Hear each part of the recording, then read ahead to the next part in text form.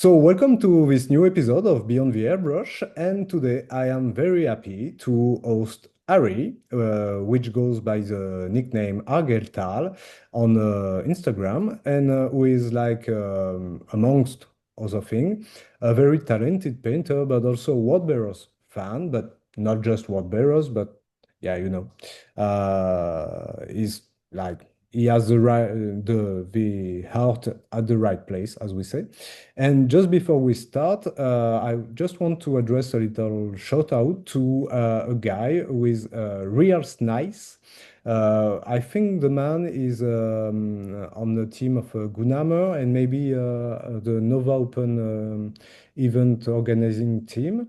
Just why? Because that guy just dropped a comment on the latest video, the one with Black Raving, just saying that he loved the content and that that's it pretty much. But I just wanted to say that this series is all about the hobby, sharing the hobby love. Wow. Obviously, I don't make any profit out of out of it because, well, when you have 100 views average on a video, you don't make a living out of it. But it's just those little comments that really gives me like motivation to keep on going. So thanks a lot, mate, for that. But today, so we are with Harry, and Harry is from obviously England once again. And you have a little selection of the latest pics you can find on his Instagram. If you are not following the man, like I don't know what you're doing, but go follow the man because it really worth. Yeah, I mean, just look at that.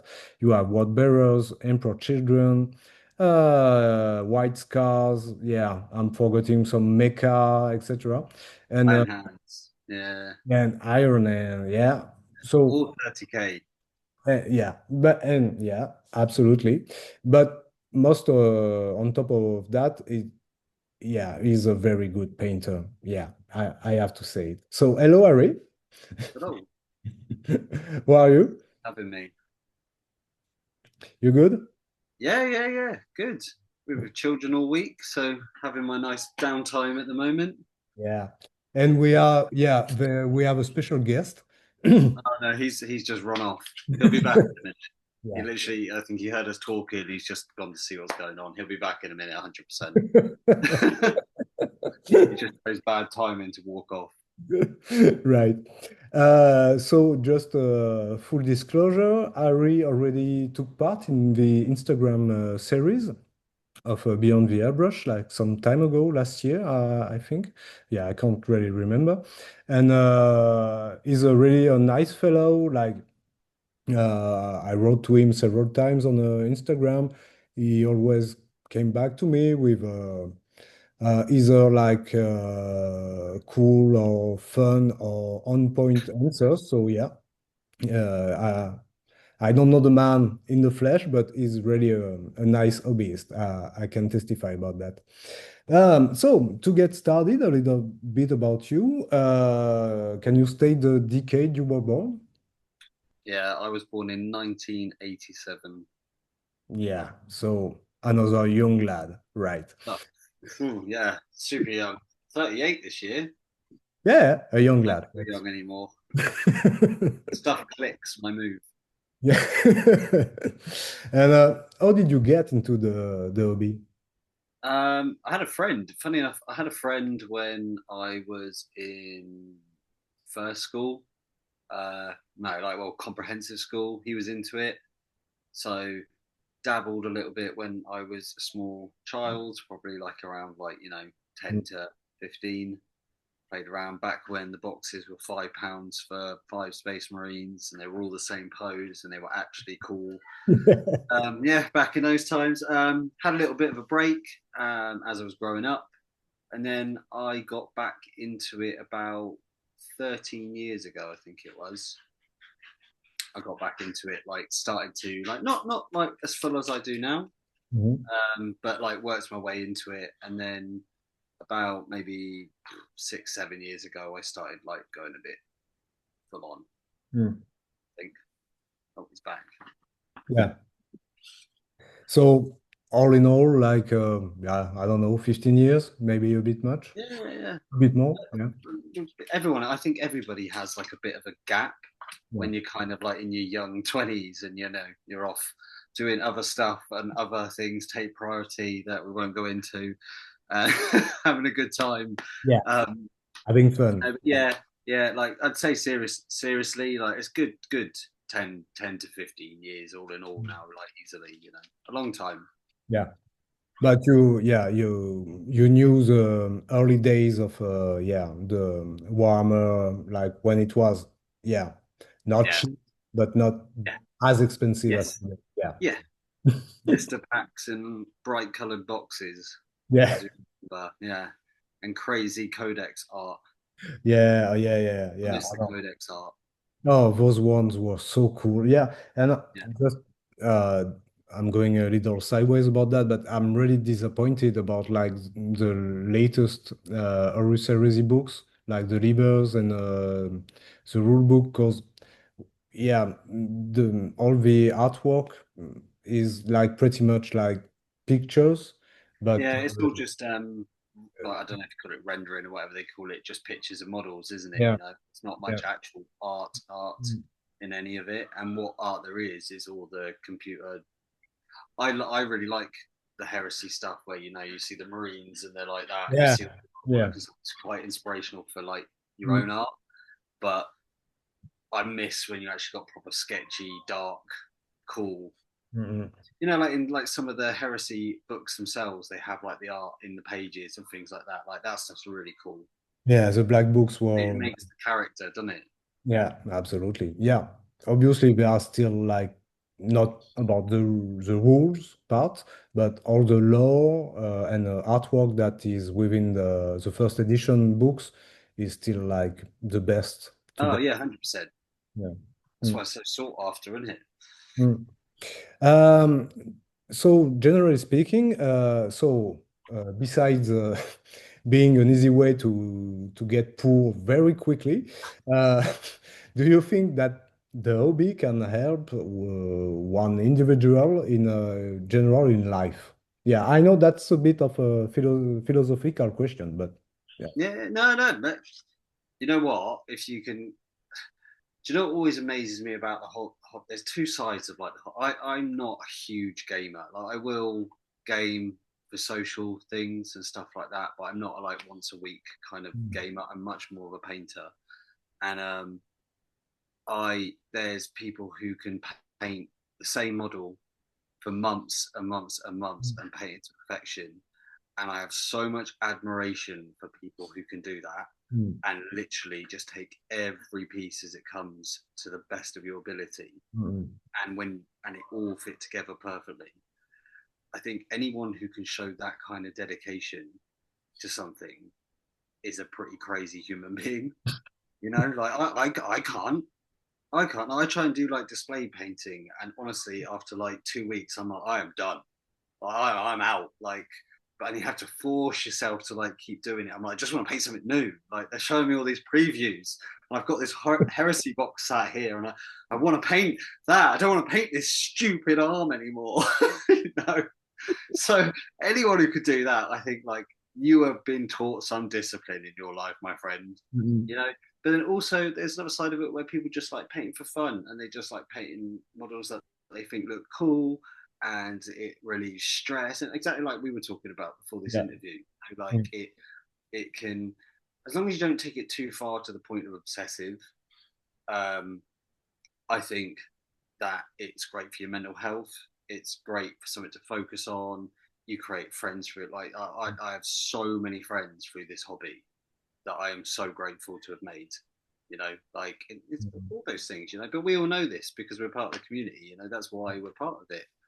And so yeah, yeah, um, it just also gives me something to do when I'm not working, I suppose. Yeah. Right. Yeah.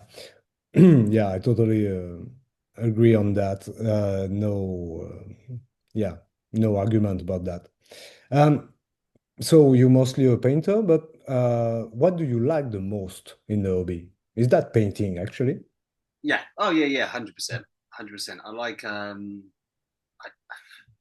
I'm sure we'll talk about it a bit more in depth, like as we go on or whatever. But I Mm. don't. I just like to see where things turn out and turn up, and sometimes it turns out great, and sometimes it turns out terrible, and you don't like it, and you start again and stuff like that. But I kind of I like the planning stage, and then I like just going for it. Like Mm. that's how I approach painting. There's no ifs or buts, and I just like the freedom that, to be honest, you can do whatever you want. Just have Yeah. fun. Yeah. Yeah, that's something that at some point we might forgot when you Yeah, yeah you try to stick to a painting scheme, a legend scheme, etc. But the main point is to have fun. Yeah, yeah, yeah, yeah. absolutely. I think a big one with that is recently, probably the most recent model I painted was the Iron Hands prior to the Yeah. Saturnine one. Hmm. And I painted that in a day. Had a day off from work, the day off from commissions. Just the box had just come out, and I'd had it sat there for 2 weeks, and I hadn't opened it because I'd been busy, and my sister got married, and all these things were going on. And I just sat there in a day and painted it, and I just painted it how I wanted. I just played around. I didn't like stuff, so I changed stuff. I liked things. I added this, and I didn't hyper fixate over any of it. I just wanted to paint a model and have some fun with it. I think that is my favorite part of the hobby. Yeah. And Uh, so just before we go through the next questions, just a moment to show some appreciation to those word bearers on the side of the screen. Actually, that's the reason I started following you on Instagram, because when I saw those, I was like, wow, yeah, they are cool, but yeah, there's no way I'm going to manage to paint something so cool. But that's a goal. So I began to follow you. And the one thing I like the most is this red, because it's word bearer. Sorry, it's word bearer red. I know you can tell it feels like really crimson, but it pops so much at the same time. Yeah, I know. Yeah. do, Uh, do, do, do you want to know my honest opinion on my word bearers? yeah. What I think, it's something I've been asked before, Mhm. and I genuinely think I when we were talking about social media and stuff like that, and like followers and things like that, mine jumped up when I started doing the word bearers, which was an army that I'd wanted to do for years, and I'd started it and never finished it, and got fed up with it, and so I just completely got lucky with how well that paint job went. Like everything about this is what I'm saying about, like, sometimes you wing it and it goes amazing, and sometimes you Mm, wing it and it goes terribly. They just happen to land on point, yeah. and I got very, very lucky, and they landed on point, and people like them, and I love word bearers, and my favorite thing in all of Warhammer. And yeah, I got super fluky lucky. But the reason they glow, the bright redness. So I paint red. Oh god, the dog's back. Sorry, guys. Um, just charging through his toy in his mouth. Yeah, that's okay. So I paint red a little bit overcomplicated than other people do. So I paint red by these guys, and all my red is just done in this way, but changed slightly. I use a colder yellow, I use a warmer yellow, I use a darker yellow. Mm, So I paint them all purple. So I paint like a dark purple. That's after a black undercoat. mm, Uh, I then put blue into the shadows, and I then put white onto the very, very like highlighty points where you can see where the bright red is. Um, I then put golden yellow over the top of the white. So the actual highlight on the armor mm, is yellow, and the shadow is blue, and the base to the whole, you can see it on my Instagram, you'll see the stages. The base of the model is purple. mm. And then I used to use red ink, but now I use a mix of Flesh Terror contrast Yeah. and Bale Red contrast. So use a 50-50 mix of that, because Flesh Terror is quite dark, Mm, Bale Red's quite too bright, so the two together end up perfect. And I put a layer of red over the entire model, and the shadows turn out purpley dark. The the highlights, especially when obviously the light hits it when you're taking a Yeah. photo, that's what you're seeing underneath that makes it glow and stick out so well. I don't like red inks and red contrast over white. I think it can look quite purpley, not Yeah. purpley, pinky. Mm. Yeah. And this gives you more of like an orangey yellow, but keeps the dark shadows, which makes them stay like traitor red. Yeah, and that's the thing is those guys they already pop so much. I don't think you really need to do some like I don't know edge highlighting or that kind of Yeah, stuff. I pick out little bits. I go through and I add sunny skin tone to what is it, Evil Sun Scarlet, and I Yeah, pick out bits and I pick out little light sources and stuff around the helmets and things like that. That like, yeah, you know, I just want to stand out, but you don't need anything. yeah, As long as you go around, I go around with what is it, Leviathan purple mm, contrast in the shadows, just pin line the shadows, and that's about it really. mm, Um, but yeah, it sticks out and it's very very contrasting. It's super easy to do, mm, and honestly, I've done it with Blood Angels. I've done it with yeah, well, I've done it with Farsight Enclaves. You know, mm, it's a good if you can be bothered to do those stages. I do genuinely think you get a better result from it. mm. But I think it might sound like a faff to get to that point where you could do red simpler, but I think you do get a better result from it. Yeah. Actually, the thing is, yeah, you could use like the standard like I don't really know about Citadel paints, but the Galvorback red maybe or Yeah, water. I tried so many testers. I used the Gal. There's Word Bearer Red. I tried Yeah, Galvorbeck. Galvorbeck Red is very purpley and yeah, very thin. It's a mm, bloody nightmare to paint with. Pardon my yeah, French. mm, It's really thin. You got to use a lot. It's very watery. And Word Bearer Red is more like of a brown. It's like mm, a very muddy red. Word yeah, Bearers are hard because like in the art they are that dirty browny crimsony red yeah. on the tabletop, it just doesn't No, it show doesn't. up. Yeah, And I always, one of the first heresy books I ever read was the first Heretic, yeah. hence why I love Argyle. And when there's a scene in that where they're all the legions on parade.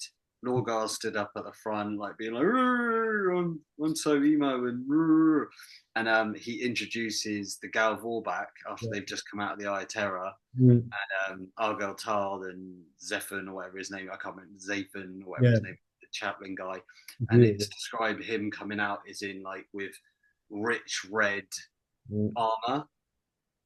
So I always imagined them like that. Hence why they're supposed to be more serrated sun Gal Vorbak yeah. kind of red. Mm, I always imagine it as in to be a bit more brighter than the traditional word bearer muddy red, mm, mm. traitor red. Yeah, that's yeah. Actually, that's an excellent color scheme for the world bearers, in my humble opinion. And wow, that's still one of my goals is to try to reach this color pop, but maybe someday. Right. So thanks for all the detail and intel about the world bearers painting. I think I'm going to save that for later, obviously. Is there something that you dislike in the hobby? Ooh, airbrushes. Oh yeah. Pretty much. Um, yeah, it's so hot here at the moment. I know it's probably a lot hotter where you are, but like trying to airbrush in this heat is just ridiculous. Like Oh it's yeah. just such a nightmare. It's so humid, and your water traps filling up with blue. Because I'm next to the sea. Yeah. Since I've been in Bournemouth, I've noticed like the water trap on my airbrush fills up so quickly, Mm-hmm. and it's not near the compressor. You know, I use two hoses to Mm-hmm. give it that distance so Yeah. that the condensation isn't building up in the air hose. Because if you got the water trap on the compressor, if it's too near the compressor and the compressor is hot, or the air around it's hot, it'll turn to condensation, and that's when you start getting spurts of water through your airbrush and stuff. So I have two hoses in the winter to stop Mm-hmm. that happening here. So in the summer when it's like 28, 29 degrees, it's just like you need a knife to cut through the air. It's like so humid here. So yeah, so at the moment, airbrushes, dropper bottles. I know everyone's going to hate me for that, but I really hate the fact that Yeah. dropper bottles block up down the middle all the time because I obviously paint very quickly for work. And Ah. if you don't shut your paint, I was getting a little bit emotional about dropper bottles when I. Yeah, I don't like dropper bottles. You keep poking the top in with a blooming safety pin because I don't shut them ever proper. And Yeah. yeah, sorry, phone charger. Um, yeah, but no, is there anything I don't like about a hobby? Um, I don't think so. You know, like at the end of the day, it's plastic soldiers. You know, what's to get so upset about that? Right. You know, like that you don't like it. Like I don't tend to not like stuff. It seems much more of a waste of energy than it's worth. I don't like stuff. I ain't interested. Yeah, I like that positive thinking. And Yeah. one thing I don't like the way 40K is going. Ah, you see? I'm trying to say that, but no, it's not grim dark anymore, is it? It's all Uh, fluffy and all like everything's got a tactical rock and all like it's no grim dark anymore. That's oh why. To no. be fair, all I do is heresy now. All I'm interested in heresy, pretty much. Like I don't really have much interest. Necromunda, I'd love to do some Necromunda stuff. Yeah, Necromunda's got some sick sculpts, some really sick sculpts. But yeah. yeah, other than that, I'm just into heresy now. Yeah, yeah. I mean, I played 40K, but it was in the early 90s, like second edition, basically. And nowadays, I don't have a single, yeah, I can't picture a single 40K kit that I want to paint. Like, Yeah, yeah, I mean, besides heresy. So yeah, no. But Necromunda has, yeah, really, really cool skulls. And I mean, the new also they do a pretty good job with the newest old world models. yeah. But Cafe, the yeah, yeah, cafe. I really like the dragon. yeah. Don't get me wrong, they dropped some really great models, like the new Mm, Catan. Have you yeah, seen that? yeah. That's a wicked sculpt. Like that's really cool. Mm-mm. So they do drop some cool stuff or whatnot. I just think it's gone a little bit cartoony and a little like clean around the edges. Oh yeah. Occasionally some good stuff pops up, but I like it to be a bit more grim dark and a bit more, But Erasmus battle. is the place to be about that. I mean, like, yeah, Yeah, yeah. I think like even the paint jobs on the box art for Heresy are, yeah, they are still like very clean and all. yeah, But yeah. But the aesthetics that they sell it in yeah, is more dark, isn't it? It's more, absolutely. Mm-mm. because it is just Space Marines smashing against Space Marines. Pretty much, Yeah, that is what heresy is, pretty much. the galaxy in flames, etc. Yeah, Yeah. right. So, well, we might already know the answer, but do you have a favorite legion? Oh, it's definitely Ultramarines, Yeah, 100%. right. Yeah, definitely Ultramarines to the core. Massive Smurf fan. Gonna stick with them till I die. They 100% were completely right in the heresy. Yeah. You know what? I actually don't mind Ultramarines in 30K. 30K Ultramarines are cool. 40K for Ultramarines can Yeah, get out of here, but yeah. 30K Heresy Marines are cool. Um, no, obviously, word bearers. It's 100% word bearers. Followed closely by Blood Angels. No. I love Blood Angels. Blood Angels are a cool faction, no matter what Yeah, way you look at them. They're yeah, just like Sanguinius is cool, like probably like obviously my like I know it's the next question you're gonna ask me is favorite character. yeah. Um but Argyle obviously not a Mhm. favorite character, but I really like Amit, the Seer Amit, the Yeah, Flesh Tear. yeah, yeah. He's a great character and Mm, his story through the heresy is mm, really cool. Really cool if you follow that. yeah, But yeah, 100% word bearers, they were completely right. absolutely. They were completely right. This is where I look at how 30K went. Lorgar said that the Emperor was a god, Yeah, right? The yeah. Emperor went, I'm not a god. I'm going to give you a And slap yeah, for saying I'm a god because you're completely in the wrong. There's no gods. So Lorgar goes and goes, well, there is a god. I'm not stupid, and I'm not making this stuff up. He goes, he finds the gods. He brings back evidence of gods. Goes, look, they're gods. Emperor gets upset that gods have been put out into the world and gets all like annoyed about it. They all start warring. Emperor then, right before the end of all the books and stuff, goes and pretty much becomes a god. Absolutely. He becomes the god emperor. Like Lorgar was right. He was right all along. That is I have just explained the heresy in 30 seconds. You don't need to read any of the books anymore. Like you're done. Just follow my advice and you'll be fine. That's exactly how the heresy went. Lorgar was not wrong in any way, shape, or form. Exactly. It's the best Yeah, spoiler in all heresy history. Yeah. yeah, Yeah. exactly. And Absolutely. yeah, and yeah, that's why I like word bearers. Plus, they just got all the cool. Like, if you didn't have word bearers, you wouldn't have possessed Chaos Space Marines. You Absolutely. wouldn't have Hell Brutes because they obviously had the Marigal. Mhm. You wouldn't have all these cool things. No, and then I mean, Appreciate the word bearers. if you want a good story, you have to have a good bad guy. Like, Yeah. if the bad Oh yeah, guy, yeah, yeah. Cool. Well, this is another thing. We were going to talk about characters. Is I really, really like Erebus oh as a yeah, character. me too. He's a great character. Like everybody hates it. Everybody hates it, which to me is the writing of a sick, like is a good character. Exactly. You know, like Yeah, so, but I mean, it's so funny how Erebus can get under people's skin, you know? yeah, Because I mean, he is a fictional character. yeah. Oh yeah, people are really upset by it. Yeah, people like He is uh, he is uh, a bit of an ass, yeah. yeah, But uh, that's what makes him so good, yeah, absolutely. you know. So But you when you paint the Erebus model, if you post that on, I don't know, Facebook, but well, Facebook is a bit of a strange place, but yeah, yeah, you're going to get comments like people like I don't know, throw hate just as you were Erebus yourself. yeah, oh, yeah. I mean, there's a yeah, Yeah, he did my boy dirty though. If you're gonna go around stabbing up, like Argotal is the bestest bad boy.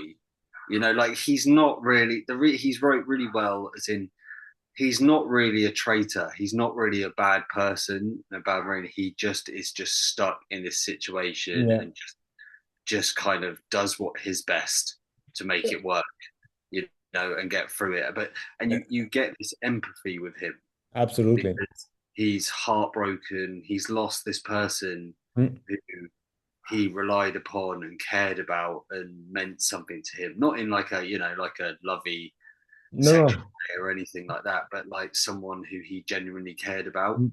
and wanted in his life, and he loses it. And his whole story is just basically about like the torture of him losing this person. Then he finally gets her back, Mm. but she's not right. No, she's different. And then he Yeah. sees her dying as the ship smashes up and stuff. It's just a really sad. It's quite a sad story as a marine. Yeah,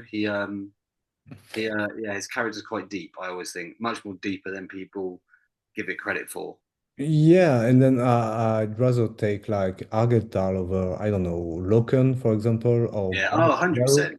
because Yeah, I mean, they are like one dimension characters, like they yeah. are badasses, etc. Like, but I feel like they just follow the loyalist exactly, story. It's the yeah, same as Sigismund. I love Sigismund, yeah, but it still follows just like, oh, I'm a loyalist and look how bad ass I am. mm-mm. Whereas like a lot more of the traitors have quite sad and quite Mm-mm. twisted stories of how they ended up where they ended up. Yeah. There's reason behind it. There's reason why they're angry.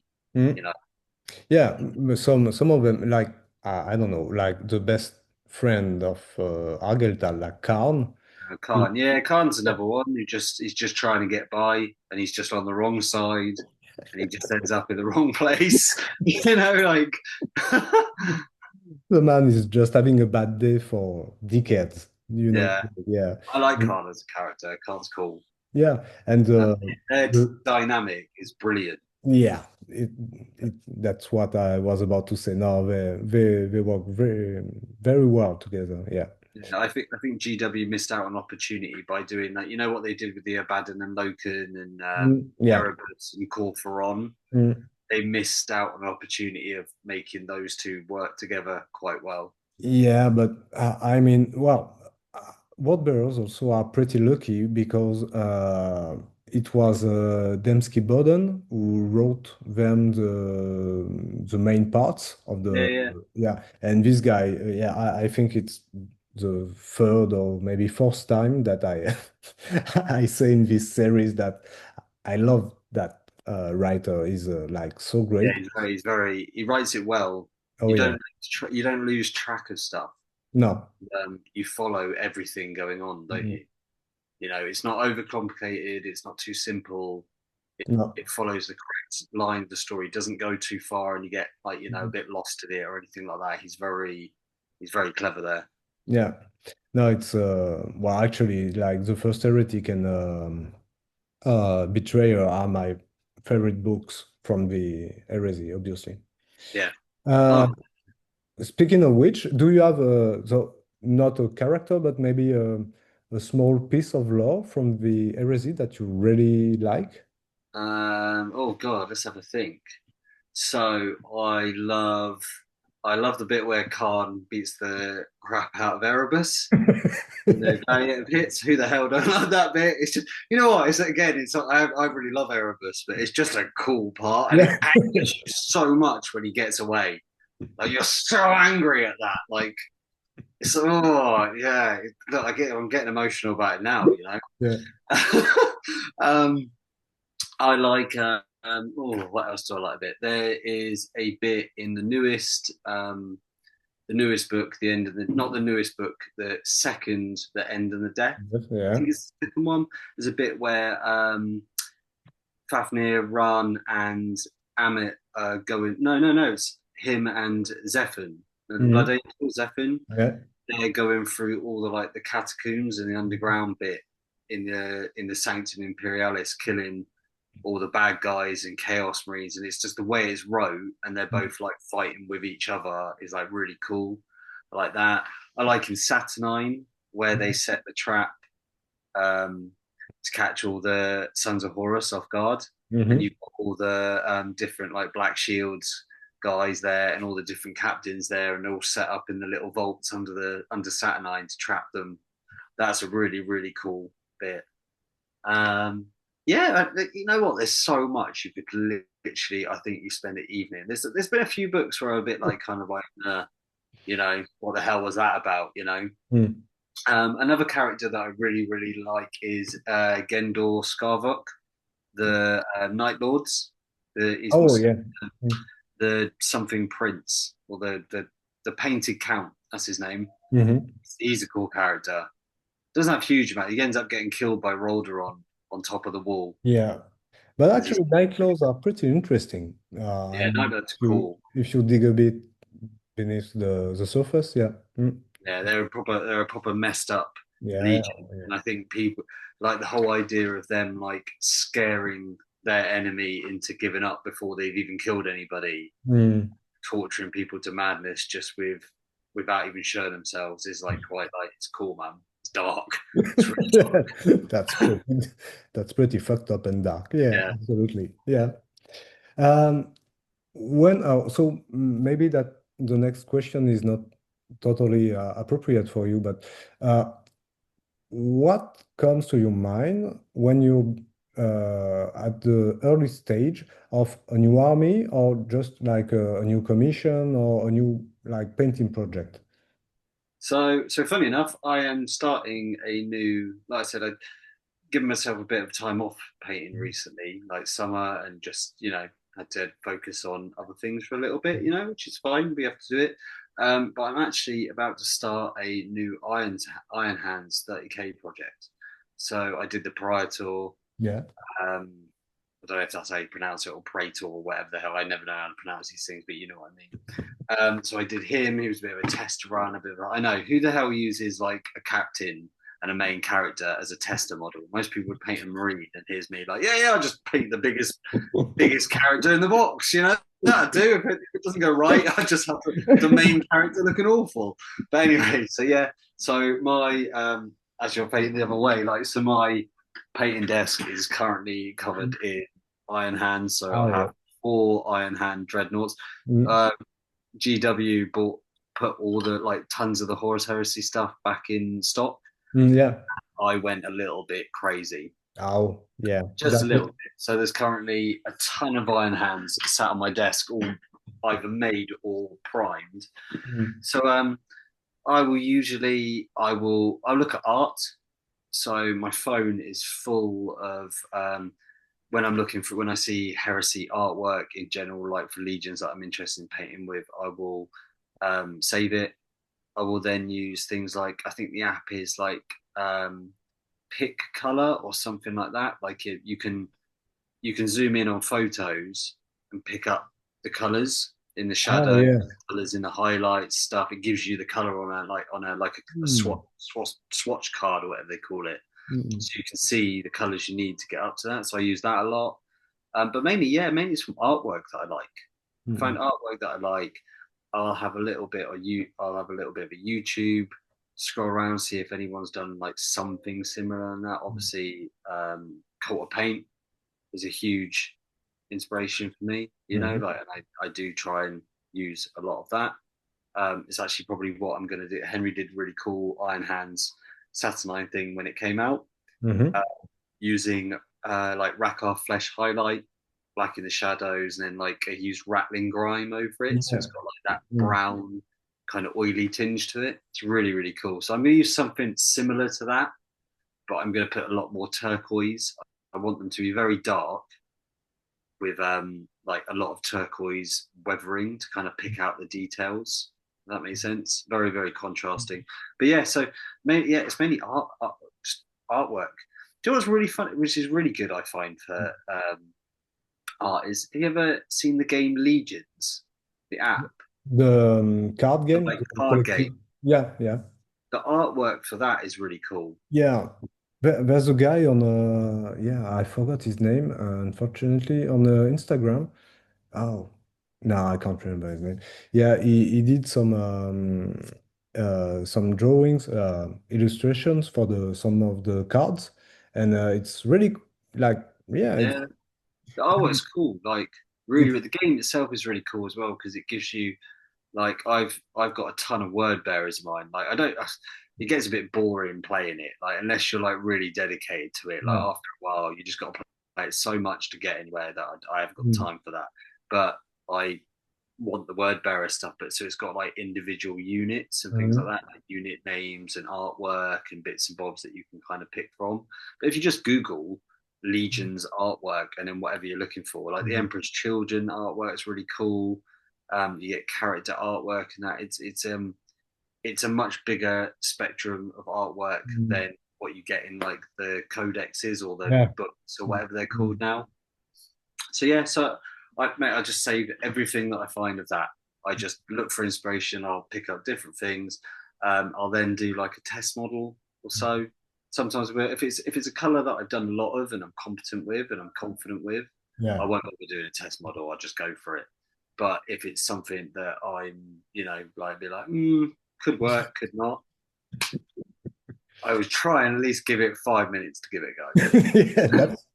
Yeah, that's a good idea. Yeah, before Yeah, diving I in. think Yeah, all right. it's also good to let the project evolve. Mm, So don't have such a mindset that you are gonna do that. That is exactly what I am gonna do. You can do that if that works for you, but I have found so many times that I've been painting a model and I get halfway through and I'm like, if I just do this, or if I do this, or I don't need to focus on this as mm, much as I thought. If I just do this, that will be enough to make it pop and to stand out. And I know quite a few artists who do like a lot of heresy stuff, a lot of other stuff as well. And it's very clever the way they paint. It mm, draws attention to the yeah. stuff that should matter, which means you don't have to worry about the stuff that doesn't really draw to the eye. Mm. And sometimes you can come up with really easy schemes that are just like, wow, just from that. You just got to find those sweet spots that you work around. Yeah. Well, I think it reminds me of my conversation with two different hobbyists. One with Meadows, Rob, from Meadows Miniatures. Uh, he told me that like his painting method was not like competition paintings, not display pieces, but really efficient. And like if you Yeah. want to paint an army, yeah, When it comes to painting in general, yeah, Rob is great at he just does consistent, great looking armies, and yeah, the stuff he uses, he's very, very good at. He he uses methods he knows work and is yeah. confident with, and it gives great results Mm, in a way that because he's a commission painter, like he yeah, has to yeah. paint in a way that is efficient to make money as well, So like he is just that is what he Mm, excels at, So and it looks great. Mate, heresy, even 40K and stuff like with Marines now, don't need to be crazy. You don't need no, to edge highlight everything anymore. That's what I find. That's a very old fashioned way of looking at things now.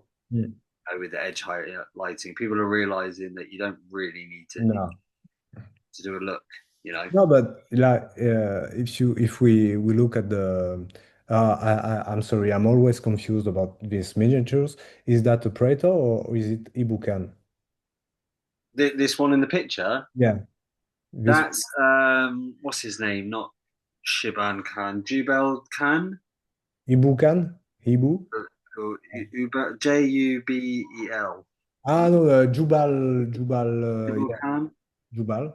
Yeah, No, he's one of the ones that he he chose does. to side with Horus. Yeah, When the White yeah, Scars found out when the White Scars were in, was it Prospero or around that ton of time? He was one of the people that decided to side with Horus or wanted the White Scars to side with Horus. And then obviously the Khan turned up and shouted at everybody and kicked off. And he basically was like, okay, cool, I'll follow the Khan. So the Khan like punished him with basically having to be a mad, crazy, go kill yourself nutter to atone for himself, pretty much. So he's just badass. I love an underdog. It's like Nasir Ahmed from Blood Angels, man. He's like the underdog of the Blood Angels because he's not all pretty and perfect. Mm, He's angry and he's fierce and he's just like he's the flesh tearer. He is the underdog of his legion, but he is so important to his legion, mm. and their storyline. So yeah, love an underdog, man. Yeah, absolutely. But just if we look at the his left knee pad, well, his left arm knee pad, like as we can see, there are no like edge highlights everywhere. No, no, nothing. But There's a little bit of highlight on the red. right, but Um, just a few scratches. It yeah, just yeah, yeah. Literally, just with a paintbrush, is just scratch the and yeah, white and armor does all the work. Like I really don't see the necessary. If you've done the airbrushing part of white armor correctly, you really don't need to go and edge highlight it. The red is slightly edge highlighted. yeah, It actually looks more edge highlighted in the photo than it actually is yeah. because of the light shining on it. Mhm. But that's only because I painted in the red after doing the white. So it just naturally the way I paint with a lot of scratches, a lot of little tiny lines, pretty much, or dots to build up texture, and that's why that looks like it's been edge highlighted, but it's really not. Mm. Yeah. You don't need to. I always, when I approach painting, I always try nowadays because I don't have much time, because I've got a lot to do, I try and focus on the things in the picture that your eye will be drawn to Mm. and not worry about like you'll notice around his feet there's barely any chip it there's chipping but it's just darker, there's not really much going on, it's just a little bit to add interest. Mm. But his cloak is not massively, it Yeah. is on the back because I painted the White Scars logo onto it, but like it's not, a lot of that is shadow, it's black cloth, a lot of that is shadow, so I'm not going to waste time doing Mm. all of that to it. Just like I just want it to look tidy and look neat. But then around his face and his like chest and his upper and Mm. his the top of his blade and stuff, there's a lot more detail put into it because your eye is naturally drawn to his face and Mm. the center of the model. So I'm not going to waste time on all the bits around the edges that, and if it was competition, hell yeah, Yeah. I'd be Sure. covering all of it, Mhm. you know. But like as just a model that I want to look good on the tabletop, I want it to look good on my cabinet, you know, in front of me. I'm just going to focus on those bits. Mhm. And that's the other hobbyist who told me something that about like focusing on the what really matters was Saga Miniatures, Callum. Uh, Yeah, he told me about like how he approaches his white scars actually with a triangle way of like uh, you put like some color here, here, and here, or the other way around, and yeah, yeah, it draws attention to the parts when you want people to look. yeah, And yeah. Of course, that's Callum is an absolute nutcase. yeah, His entire White Scars army, including the tanks in yeah, non-metallic metal, yeah. like that is mad. That army's beautiful. You know, like I know Callum well, and Mm. yeah, he's crazy. I can't believe he did that. Like all the tank treads in non-metallic metal and everything. You know, like that is some hardcore. You know, when we were talking about the display painters and the Yeah. effort they put in, Mm. Callum did that with an army. You Yeah. know, he was just like, I'm not messing around here. I'm going hard. You know, and I was like, God, I would have got through a squad doing that. Yeah, but he Yeah, seems to it's be true. like, It's true. yeah, You don't need to focus on every single thing. You know, if your style of painting is, I don't like the heavy metal style of painting. I have a lot of admiration for people that do paint like it because it's so tidy yeah. and clean. Mm. It's a really hard way. I can't paint like it. I can't. Mm. Like I'll flat out say like I do not. So I have a lot of admiration. That's not what I'm saying at all. It's just I don't. I prefer my miniatures to look a bit more, you know, not realistic, but a little bit more contrasting. I don't Mm. want to have to. I don't want all the armor to be the same color with an edge highlight around it. It just looks to. It's just a bit. It's just not my style. You know, it's a bit Mm. cartoony for me. I like it being more rough around the edges. You know. Mm. Um, Yeah. but yeah, again, No, sorry, so yeah, well, I mean that's my opinion too, but no, that was really interesting, just like to see your own process, just like gathering documentation, artwork, etc., then getting a tester model or not, depending on the color scheme, etc. And like well, I mean, to- that that is another question, but so you started the Iron Hands, so we have the Saturnine Praetors right there. And actually, so yeah, you went with a lot of, is that verdigris turquoise on yeah, the yeah, so on the that box? is what's it called? Sky turquoise or something like that by I probably got it up on the side somewhere. Oil paint by Abtalon. Um, and it's the same thing that Henry used in his Iron Hands. And basically it's just speckled on. It's like I stipple on oil paint quite thick and then use thinners to like thin it out and move it how I want it to and make it look like verdigris. But this is what I mean when I was saying about how I'm planning out my Iron Warriors is Mhm. I'm going to use a lot of this blue verdigris to Mhm. pick out the details on top of the black because I don't want that. Otherwise, they're just going to be silver and black because that's what Iron Hands are. And I know that silver doesn't make verdigris like naturally, like that's not a thing. Yeah, but But they're my models, and I can do what I want, and it looks cool. right, and then so we are speaking about like the far future sci Yeah, fiction stuff. to say Yeah, what it's made of, you know. And I think that that bright blue picks out that you can see it around his chest, the front of yeah, his chest. yeah. There's little bits of blue in the crevices, and I think it Mm. just makes that detail pop a little bit, you know. Yeah, And so it's super easy. It tidies up any like shade that you've kind of missed. And mm, again, like with him, you can see what I mean about picking out the details. So like the armor itself has got barely anything. I think it's got a few like chips and stuff like that mm. on it. but I picked out obviously the tabards, the cloth, and stuff like that. His face is a lot brighter than the rest of the model, so Mhm. it draws attention to the middle of his face. Yeah, actually, when you look at the model for the first time, you just see the face Yeah, and yeah, bit yeah. of the chest, Pulls you, the pulls you shoulder to the pad. center of the picture, to the picture of the model. And Mhm. when it comes to tabletop painting, with mine, it's all about contrast. The more contrast you can put into your painting, Mhm. contrast gives it that 3D effect and that realism effect. Because you think a dreadnought might be what 4 inches tall on a tabletop, but Mhm. in real life, these things are, well, how big a dreadnought's supposed to be? Like 20, 25 foot or something like that. But how big's a space marine? Just 8, 9 foot to ten. Uh, So yeah, dreadnoughts are bigger than Primarchs, aren't they? it's 3 meters. So I'm sorry, I'm confused with when I'm out No, of the metric but you know what system. I mean. Dreadnoughts are big. They're Right. gonna if you saw a dreadnought in real life, it would have shadow and bits that you couldn't see and all this hidden oil and detail and blah blah blah blah blah Mhm. blah. Blah. So by putting contrast into your painting, um, you you give it that effect, if that makes sense. That's why it stands out so much. Yeah. Um, but I really admire for painting black armor is Jose, who is I don't know if you've Oh, yeah.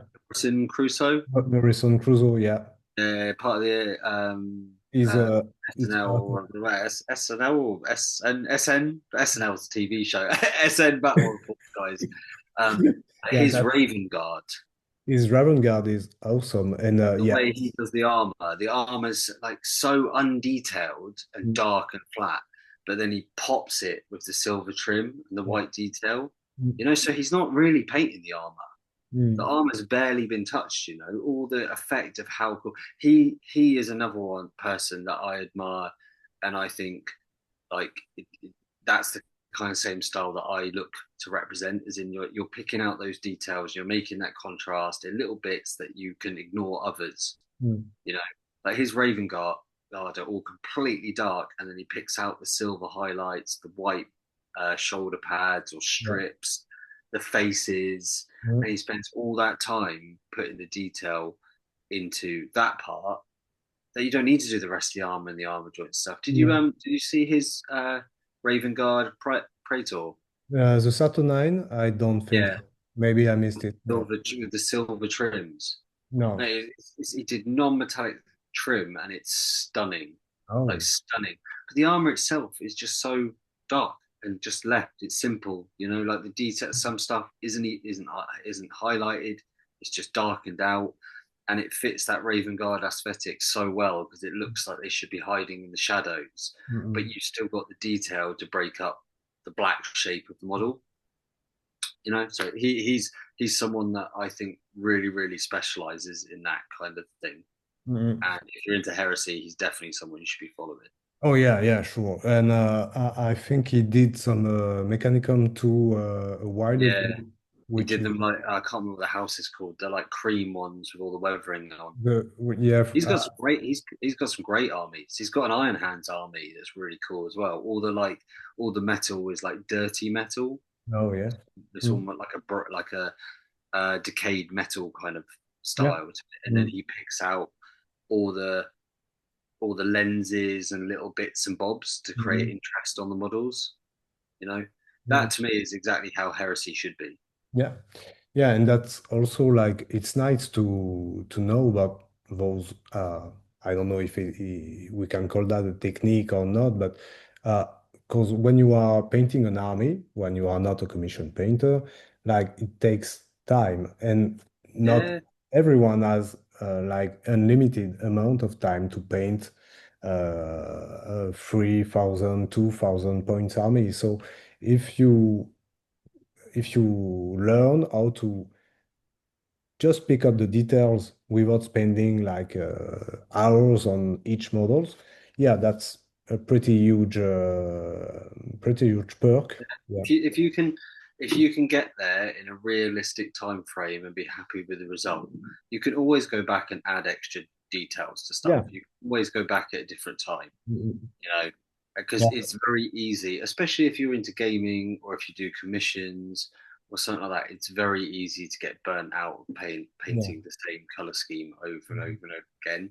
But I think I would have got bored of painting my word bearers way earlier Mm. if I hadn't have been painting like all the ruins by hand onto them.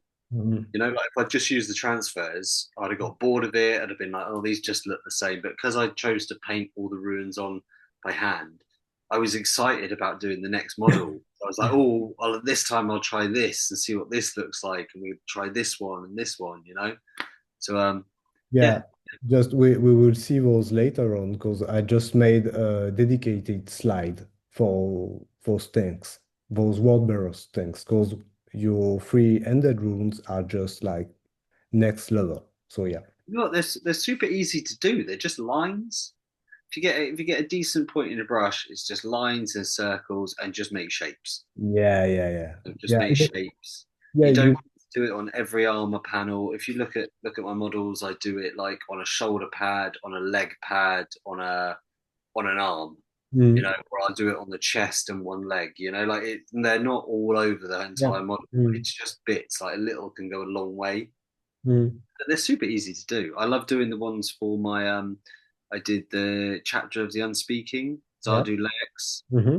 guys. Um, and it's funny because there's a bit of all around it with the law with them if they're red because obviously his bodyguards are red and if, are they red?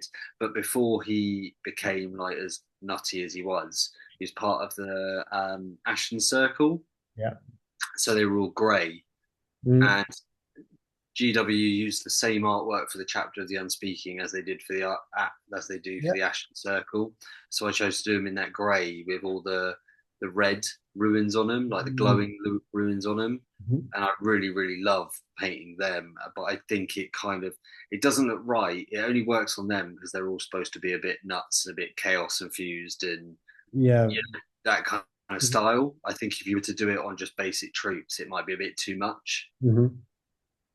That's my next thing to add to the word barriers, by the way, is 10 Ashen Circle. I'm just going to use the new Ah, the kill team oh, one? No. the new assault marines. Oh no, yeah. Oh, Yeah, the the one. MK2. Yeah, I've got those axes are ready. I've got helmets ready. I've got all the bits to convert them into Ashen Circle. I'm just absolutely. waiting for the kit to come out now.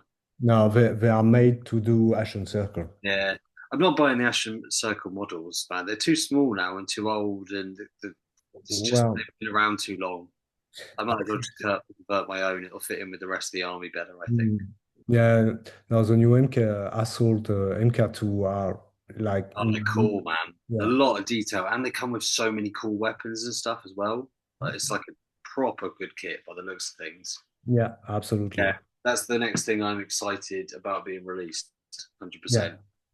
yeah, 100% agreed. Right.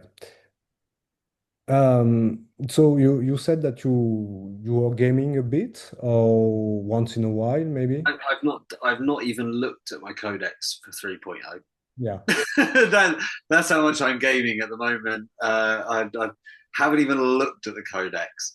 I didn't care when everyone was kicking off online about this is being changed and this is being changed. I was like, whatever, I don't care. Rule of cool wins. Screw it. Like, I'm not going to stress about any of that. So that kind of didn't put me off because like I said, I don't play enough as it is. Yeah. It was a bit depressing with everyone moaning about it. Whatever. I felt like the Horus Heresy community was better than that. I don't mean that in an arrogant way, but like in No, a, no, I didn't think I they would get your get point. that moany a bit. That seems to be like more of a 40k kind of thing, and I didn't realize people were so getting so. I understand because if you're thinking that you put all this money and time and effort into painting models, and heresy people really do get. They love their armies. They dedicate themselves. So I really do understand why people were annoyed. But it was just a bit kind of like, just wait until it all blows over. Let's see what happens, you know. And I know that's tough. I know people want to vent, but it's all calmed down now, you know, and it was quite fun for a bit, and I liked the memes and Mm, taking the Mickey and everyone getting take it like having a joke with it, you know. So it was all fun and games, but yeah. but yeah, no, I'm going to be honest. At this point, I don't really have much interest. I don't have enough time. Mm, between commissions, between work, between my kids, Mm. between life, between my dog. Just Yeah, don't. I don't have enough time. I'd love to. There isn't a massive. There's a big 40K community around Bournemouth, but there yeah. isn't a massive 30K community. So if anyone's listening to this and lives in Bournemouth and wants to be my friend and hang out and talk 30K, then hit me up. Let me know. Let a guy know.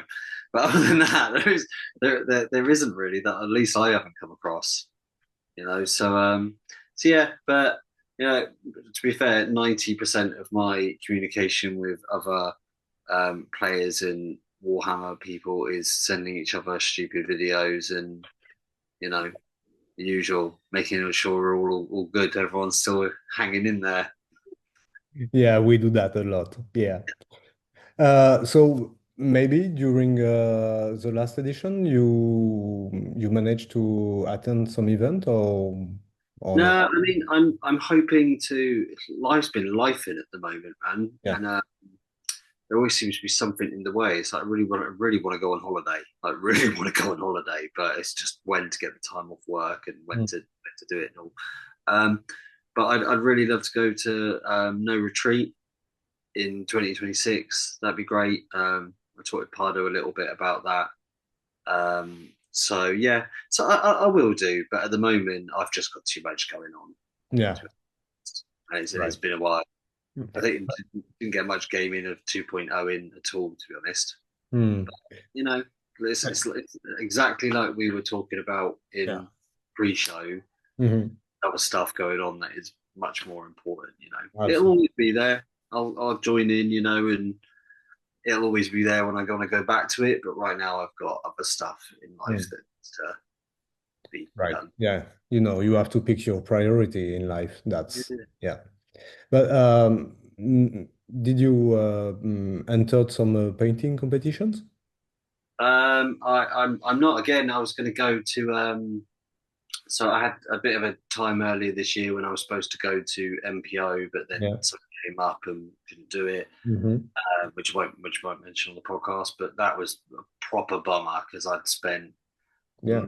weeks and weeks Mm. paying for that. But like it's in a case, Yeah. it'll be there for the next competition. I might still go to Spiel. Mm. I'm waiting for so the restaurant that I run. My owner is away currently. She's in Morocco. She's back on Friday. So when she gets back, I want to have a talk to her about getting some time off. Mm. So I might go to Spiel over Yeah. in Germany, Hmm. so I can take it. I can take my stuff with me there. Yeah, You know, that would be cool. there's plans, and then there's obviously MPO next year, and Yeah. I will. I think next year go into. I was going to do it this year, but then stuff has just happened, and it's just ended up how it is. You know, I was going to focus more on display painting and competition painting, but Mm. sadly, like I said, life is lifed. But I think next year I definitely. I really want to go to Monty. I really want to go to the Monty show. Mhm. I think that'd be really cool. So yeah, so Yeah. that's other than that, I am painting what I want when I want until Yeah. Ben throws commissions at me in the studio, and then I Mm. do that pretty much. Not setting any targets. I'm just painting for the fun, Yeah. just Enjoying yourself with pure enjoyment. Yeah, yeah, yeah. that's cool. Yeah. So maybe in your early days you were maybe prone to anger and throw metal mini at your You know what? I remember we spoke about this on the last one. I've never had anyone throw a mini at me. I remember being kids, and you remember when the dreadnoughts were like just two metal blocks, pretty yeah. much just put on top of each other. I remember a lot of them getting knocked over and stuff. I did have an ex that was. She's a good person. She's a very good person, but she had troubles, and frustration was taken out on. I'm sorry for Uh, laughing. I'm really sorry for laughing, but yeah. Oh no, mate, crack on. It's funny now. Like at the end, it's plastic models, man. Like at the end of the day, it means nothing. I think, and like I remember, a few models got over the years. I remember, I had is it Radavan or Ragavan or Radavan is a Age of Sigma werewolf Yeah. dude. and like his model was him like up on a tree trunk, looking all werewolfy and old, Mm. and haggard and stuff. And it was one of the first models I ever painted to a display standard, and I was proper chuffed with it. It took me forever, and she launched it across the room, and it smashed all over the wall. I was fuming, fuming. It's funny now. It's funny now. And like, she ain't going to be listening to this at all. She's doing well too good for herself now, thank God. Um, but if you are listening, like, I forgive you. It's all good. It's a past memory that's funny. Yeah, Yeah, sure. Ragavan, whatever his name is, got smashed up. Yeah, wow, poor Yeah, Ragavan. But yeah, I have never launched a mini in frustration before. Luckily, yeah, that's I've a had minis I've wanted to throw in frustration. I can name a few of them. yeah, sure. Um, so if we talk about me more about painting now, uh, how would you describe your painting style? Um, Contrasting. Hmm. Yeah, I just go for a lot of contrast, shadows. You know, it's like we spoke to earlier. Like I just aim for as much contrast in a miniature as I possibly can. And I do think that makes the difference of whether you need to spend hours and hours on it or whether you don't. You know, if you can, the quicker you can get, the easier you can Yeah. get that contrast onto the model, the easier your time is going to be, and the better it's going to look. You know, it's like what we were saying about the red and things like that. And I look back at previous paint jobs that I've done, and the stuff I'm not happy with is the stuff where I've failed to get the contrast into the model. You know, and I just don't think it looks interesting. It doesn't draw your eye. It doesn't look like it stands out on the tabletop. Mhm. It's like, well, the knight that we got in the Yeah, picture now. So I painted that in the day. yeah, that's why I picked it. I didn't have it Yeah. made. I had it undercoated and in bits, and just by so basically this is kind of along the same lines as the white scars I did, but with a lot more Mm. turquoise ink put into it to shadow it down and to Hmm. make it a bit rough around the edges. All it is literally airbrushing, some dry brushing over the metal, and weathering effects. You know, and when you look at it up close, it's nothing crazy, but like as you can see from a Yeah. tabletop standard and from like just to have a painted model to be able to use it and to do it like enjoy the way it looks, you Mm. don't need to go crazy. Like it's so simple. Like if like some of the parts, some of the armor and that doesn't even have weathering on it. Like or at least Mm. not enough to see. Yeah. But if you get the contrast right, you focus on the face, you focus on like the main part of the body and those little Mm. bits, the whole model you'll get that effect overall. I think it's quite easy, and I think it's something no one ever mentions. So I don't really know why, but I think it's quite easy to overwork a model, Yeah. like, as in like put too much into it, and it can look messy because there's Mm. just too much going on, and then you kind of need to dial it back a little bit. And I think that's something that like no one really ever mentions before, But like I have definitely added more and more and more and more to models to the point where they've got lost. Mm. You know, Yeah, and that's also why I picked this model as an illustration for the presentation, because it's it looks like really beautiful, but also really simple. Like, uh, like it's two just a nice colors. scheme Yeah, that stands out. yeah. Like you can see in all the metal work and stuff, there's barely Mm. anything to it. It's just simple, tidy. And I think even though it is simple and it's quick, if you get that out and put it on a tabletop in your local game store, like Oh, it's going to stand out. People are going to enjoy it. It's going to look good on the tabletop. yeah, that's the kind of miniatures I'd be really happy to play against, like to Yeah, see on yeah, my yeah. opponent army. It's super easy and super quick. Yeah. You know. And is there a specific technique that you struggled to use and that you are now using on a regular basis? I think I went through a. I don't like metallics. Okay. I'm forcing myself. I'm getting more confident with them. Hmm. Uh, Up until the last year, I probably not even that. I really wasn't confident using metallics. I found that my metallics look quick, they look rushed, they look messy. Mm. You know, like which is why I'd return back to doing non-metallic metal as much as possible, Mm. especially with characters and stuff, because I can take control of where the light source is, where the reflections are, and with metallic I struggle to do that because like you have to approach metallics like you would any other color and work your way up in Mm. the highlights. And I find metallics is much too easy just to get lazy with it, and then you finish painting the model and you're like, oh, okay, you take a picture of it, you stand back, you look at it, and you're like, oh, that just looks crap. It just looks like rushed, and it's because you just fall into the habit of just like, giving Mm. a bit of a dry brush or a poke to the metallics or whatnot, and they're not very interesting. They don't look real, and they look a bit rushed, and that you can ruin it.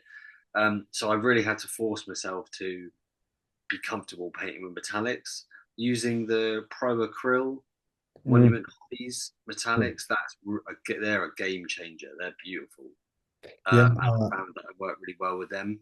yeah, I heard a lot of good things about those Yeah, paints, oh, they're and great. Yeah, just I have no interest with them or anything, but they, as a piece of general information, they just announced for the European people that they are beginning to sell their paints from Europe, so no tariff, no yeah, etc. yeah. And I think they I, start. I think I get them from. I think I get them from Element have got them, and I think Hobby But Workshop. yeah, but you had it in the UK since a while, Yeah, but not long. They're still quite hard to like. You can't get them on eBay okay, or anything like that, and a lot of the colours are yeah, sold out at the moment, probably because of these tariffs and stuff like that. But yeah, yeah, we've had a few months. But yeah, oh, I just bought the pack, with all the metallic yeah, colours mm, because I tried out the silver and I was like, oh, this is great. So I was like, I'm just going to buy them all and give it a go. And they've really built my confidence when it comes to using metallics. mm, Um, so yeah, I don't like painting metallics. Or anything else? To be honest, no. To be honest, there isn't really much. Like, luckily, as doing commissions, you mm, kind of have to paint everything at some yeah, point, And there is always stuff that you're better at than you're worse at, but it does make you confident around different techniques. Like I'm confident using an airbrush now, much mm, more confident it used to be. I think with the airbrush, you have to know when to stop airbrushing or when to not use your airbrush. It's too easy. Like I did a lot of Votan. mm, Looking back at it, like everything was airbrushed because they were like a blue color. mm, And looking at the Votan models, they don't really have much armor on them. A lot of them is like the black trousers and the mm, gloves and the mm, faces and stuff like that. So looking back at that project, I'd have been better to do the cloth and everything with the airbrush and then pick out the armor. Out afterwards, it would save me a lot of time, but easier. So you got to work out what to use and when to use it. You know, Henry again at Cottle Paint did a really good video when he did his solar auxilia, mhm, and he did all the khakis with the airbrush first, and then picked out the armor afterwards mm, because the basically that is the underlayer. yeah, It's khakis and stuff like that, and and a lot of people would have airbrushed the armor and then painted in the cloth. Like mm, to not have it's when to know what to do, when to save your time. mm, Um, so yeah, but no, to be honest, I don't like basing. I don't like basing models. I like mm, doing display basing, and I mm, love like taking my time and doing like a cool display base. But when it comes to painting like just everyday models, I just cannot. That I am so lucky that Unreal Wargaming exist yeah, because otherwise I don't think anything would look half as good as it does, man. So mm, I'm very lucky they exist. yeah, Um, so yeah, basically I'm a bit lazy with it, but nah, you know what, mate? You just got to find the fun in all of it. mm, right. No. And is there a specific point that you would improve or that you are working on? Always, I really want to learn to paint non-metallic metal in the way that I see, like you see a lot of bust and a lot of larger scale models Yeah. painted. Metallic is, that you can't really work out with your eye why that reflection's like that, and it's like if I give you a curved piece of metal and I move it around with the light, and Mm, the shape of the light changes and weirds and distorts and stuff like that, it's so hard to represent on a mini. And you mm, see people who paint like busts and like 75 mil scale. mm, Like, how did you even think of the reflection being like that? But that is how it would work, and how it's going from that super bright highlight shining point almost at white mm, straight down to dark where the metal is like mm, reflected. And people who can do that, the crazier you can do that, mm. I really want to learn how they approach that kind of. I remember last MPO I saw Arno's. He did the Viking lady, the bust. I think I painted one at some point. He did like Yeah. a Viking Yeah, I lady, saw that. Yeah. and you see like the top of her helmet, and it's got Mm. almost like the sky reflected in it, but it Oh. still looks metal. It doesn't look like he's just painted the sky on a helmet, but you can see in the reflections of the Mm. metal the different colors and the pinks and the hues and stuff like that, and it it's crazy how people can paint like that. And that's, I Yeah. think, my next step that I would like to learn, that and just finish his Iron Hands project. Yeah. Okay. Yeah. Now that's like already like pretty pretty good goals. So yeah. Yeah, I mean, you always got to be aiming upwards. You never finished, Um, You never finished. no. Do you have a favorite color to paint? Red, 100%. Yeah. Red, Okay. 100%. Obviously. Yeah. That Yeah, that came from the heart. Yeah. yeah. Didn't even need Uh, that. and is there a color that you really don't Yeah, enjoy to paint at all? green, green, Green. Oh yeah. Green. green paints are thin. They haven't got pigments, not great on them. Oh yeah. Some people love painting green. I don't like painting green. It never goes. It never goes right when I paint green. It always looks too yellow or too dark or too Oh yeah, woody. yeah, yeah. I You can know. see that. Yeah. Yeah. Mm. So yeah, no green. Green, I'm afraid. So no orcs, no salamanders, no yeah, No, no, no, no. no, no, no. Staying away from it. I ain't got time for that. So we talked about your ongoing projects. Once the Iron Hands will be done, once you would have learned how to paint like metallic reflections, uh, what? So I am doing an ongoing commission on some lizard men. I've been painting them for nearly 2.5 years now. The guy must have the biggest Whoa. terrifying army in the world. Like, it is Yeah. massive. I had done so many units for this guy, and multiple of the same units. Like, I've been painting it for since it was one of the first jobs I ever did with cold paint. Funny enough, he adds like new models to it every like 2 months. So I'm doing it. Oh my Uh, God. a god engine or an engine of war or something. It's the Triceratops with all the skinks on the top. Oh I'm doing yeah. that Yeah, endless. yeah. It's huge. Yeah.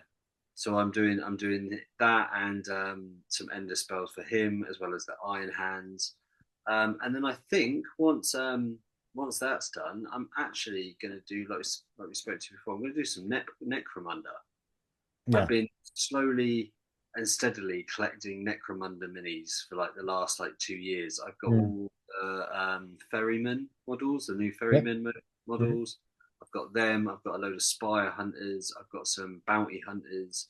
I've got Ogrins. I've got a pretty cool team of Necromunda models. Mm. Basically, are all built and just ready to paint. So I think I'm going to do that, to be honest. Yeah, And then well, those Necromunda Necromunda models. there's so Yeah. many little details and everything's Yeah. different, you know. No, they Like, are very cool and very lively. Like yeah, they're just interesting. They're clever, Like the specialist games team at GW have nailed the Necromunda stuff Mm. recently. So Yeah. Yeah, yeah, this and well, I don't think the game is supported anymore, but more dime. yeah, Well, yeah, yeah. It was Yeah, very some cool. people are really still into it, aren't they? Or still Yeah. that kind of vibe, So yeah, I want to be some dark and dirty necromunda teams. Mm, That's yeah. the next plan. Yeah, And I'm not that's going to use an airbrush because they're the type of models that don't really need it. You just got to pick out all the details. So I think that'll be enjoyable. yeah, It'll be yeah. a little pay. It'll be kind of like I'm gonna kind of approach it in the same way as like not to display level, but like to a decent level. So like Mhm. more of like a collectible Yeah. series Mm. models, than a gaming set. Yeah. That's a very cool project. I'm looking very forward to see those. Yeah, that's Yeah, very cool. that's what I'm gonna do. Is there a model that you are really proud about? Oh, Cadus next model in the picture. I really Yeah. like how he turned out. He's a really cool character. Mm. Uh, Very dark but very interesting. I think he turned out well. Um, um, you know what? It's so hard to like to be 100% happy with your own models that you paint. Like this, I'm my own worst enemy with picking out Yeah. the bits and like people like and not to be arrogant or sound arrogant or anything like that, but people say to me, "Oh, you paint this and it's come out so good," or "Oh, I love that," and I'm like, "Mate, that is awful." I was like, "Have you seen this bit? Have you seen this bit?" And they're like, "No," and it's because I'm focused on it. Like no one else cares or sees it. You Mm. know, I think we all do that. It's all part of art, isn't it? Well, Um, I beg to differ because me, I'm always happy with my models. oh, really? No, good man. No, I think that's nice. I like But that. actually, yeah, I can tell, yeah, oh yeah, I could have done that better, or next time I will try to do that. But once Yeah. it's done, I'm happy. And yeah. There's, I think my proudest selection of models that I have, like there's models that I think are better painted by a mile. Like Cadus Next is well painted. Like I did the Emperor's Children Yeah. tour, like which is more time and stuff into it. Mhm. But my proudest models that I have at home is my Gal Vorback Yeah. and the Marigal. So all the possessed. So I've got Zardu, Argel Tal, his blade, The the Blaze thick, Slaves. his bodyguard, all the Gal fallback and the Marigal, like those together in a unit in a bunch Mm. just looks so cool. Yeah. And I'm very pleased with like the overall effect they have, like in person. Plus they're all amazing models. They're all great models. Mm. Yeah, so I think that they're probably the proudest of my collection. I think Right. And is there a model that you won't ever paint again? Wow. Horace Lupercal. Ah, I don't even need to think about that. Horace, the ascended Sanded Horace one. Yeah. Lupercal. Oh, just that is the closest I've ever been to throwing a model out the window. Okay. He's just horrible. Like you want to paint him in parts. You want to paint the cloak, the lion Mm. pelt, the body, and the arm separately. But if you don't get all the models perfect when you're sub-assembling it and putting Mm. it, which is really hard to do because you can't hold them all in place. Mm. If they are all not perfect and you've taken off all like his wolf pelt, the way it's molded doesn't sit on his shoulders. You have to like scrape away the underneath of the wolf Oh, no, so that no. it fits flat to his armor. So it's not like hovering above the armor. And I've spoke to loads of people who painted that model, and everyone's like, "Yeah, that's the same." And I watched some videos, and I look back now, and I watched some videos on people painting him, and I kept wondering to myself, why are they all painting him in one solid piece? Like, surely it'd be easier to paint his cloak separate and his iron. Mm. That's exactly why they are painting him in one piece, because he's just a nightmare to put together. And honestly, like I was wearing gloves and I was trying to hold them together, and it was taking the paint off because I was sweating Oh, so much, yeah. and I was moving, shaking so much because he wouldn't stick together, and one bit wouldn't glue here, and one bit wouldn't glue there, and that is the most stressed I think I've ever been, like the most I've ever been painting a model. So yeah, don't try and book me to paint Horace. Uh, you can book me to paint Horace. You have to make him first. I will do the painting bit. I don't want to make it. It's not happening. I ain't got time in my life for that. Yeah, I think that the message is pretty clear. Is there a model that you never painted yet, but you That I would would like like? to paint.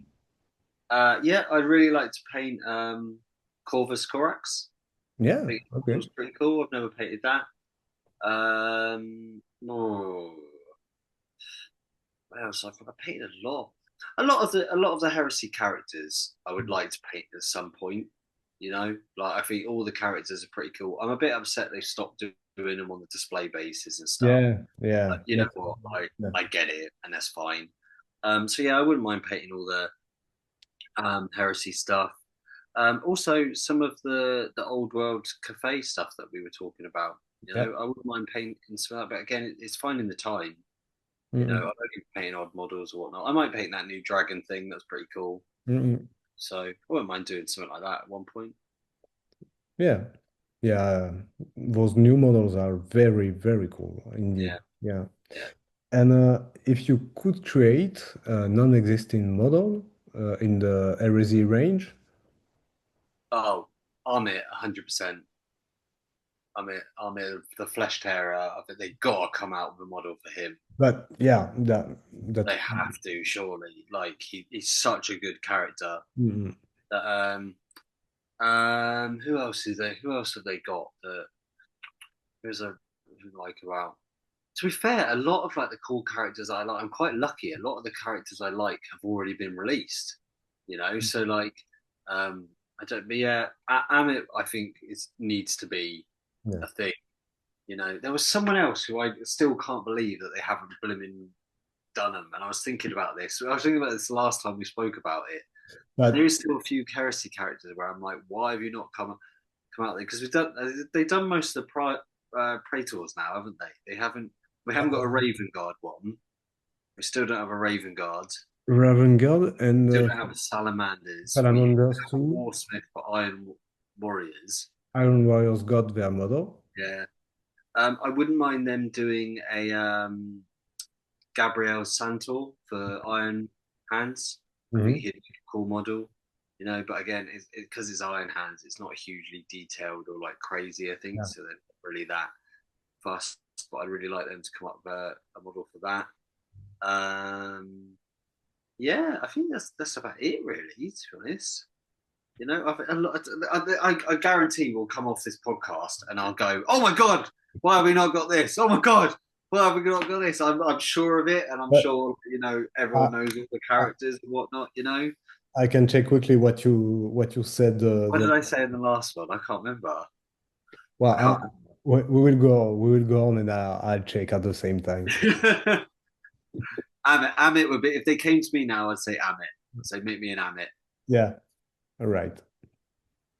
So just before we get to the questions, this is the Emperor Children Praetor that we talked about just earlier, and this was your intended entry to the last The MPO. video, yeah, miniature paint open.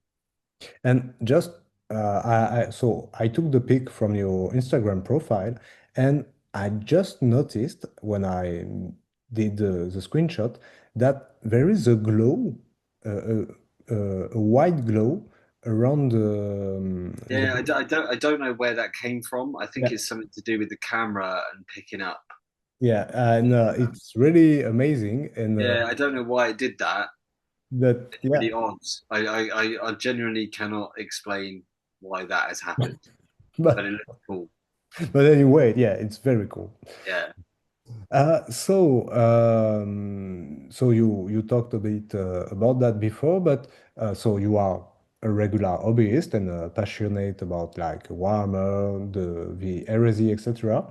But you are also a commission painter, and then you are associated with a Cult of Paints studio. yeah. But what drove you towards commission painting?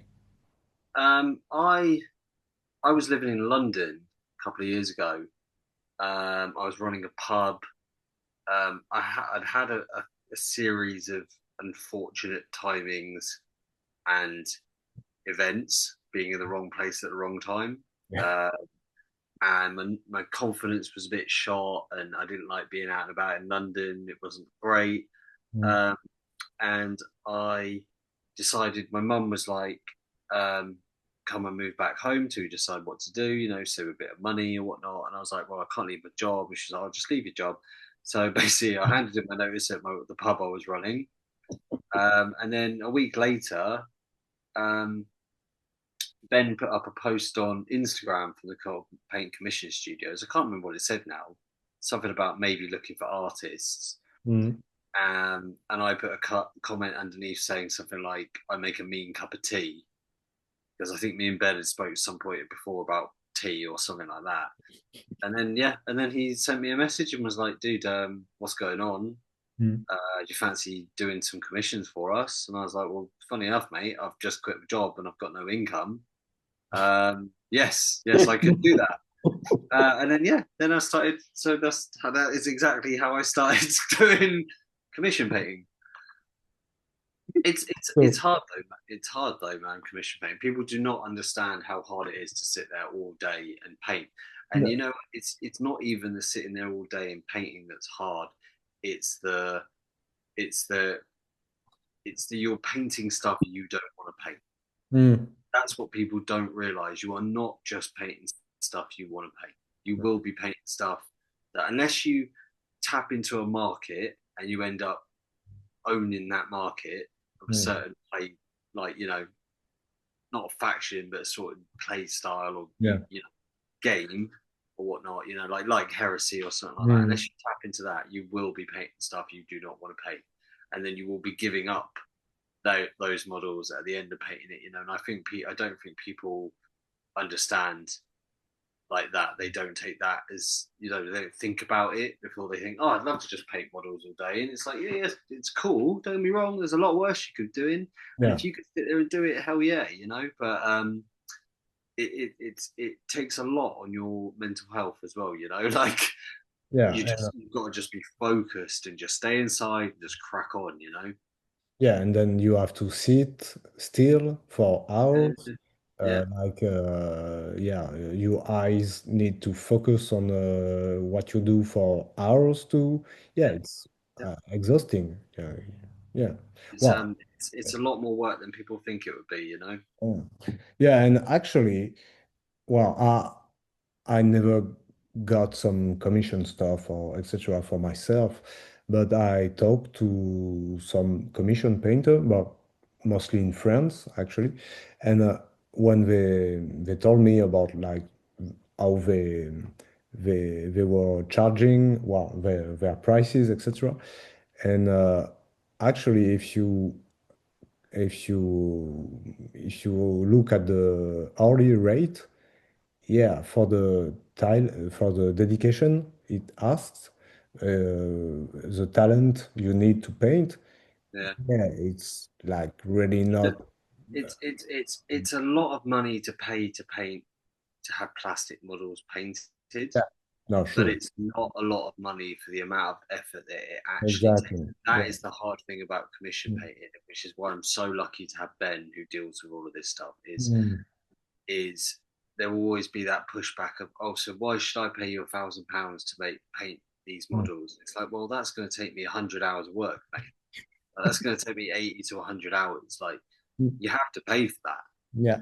Like, and then it becomes a dilemma, because like nowadays models are so detailed. Yeah.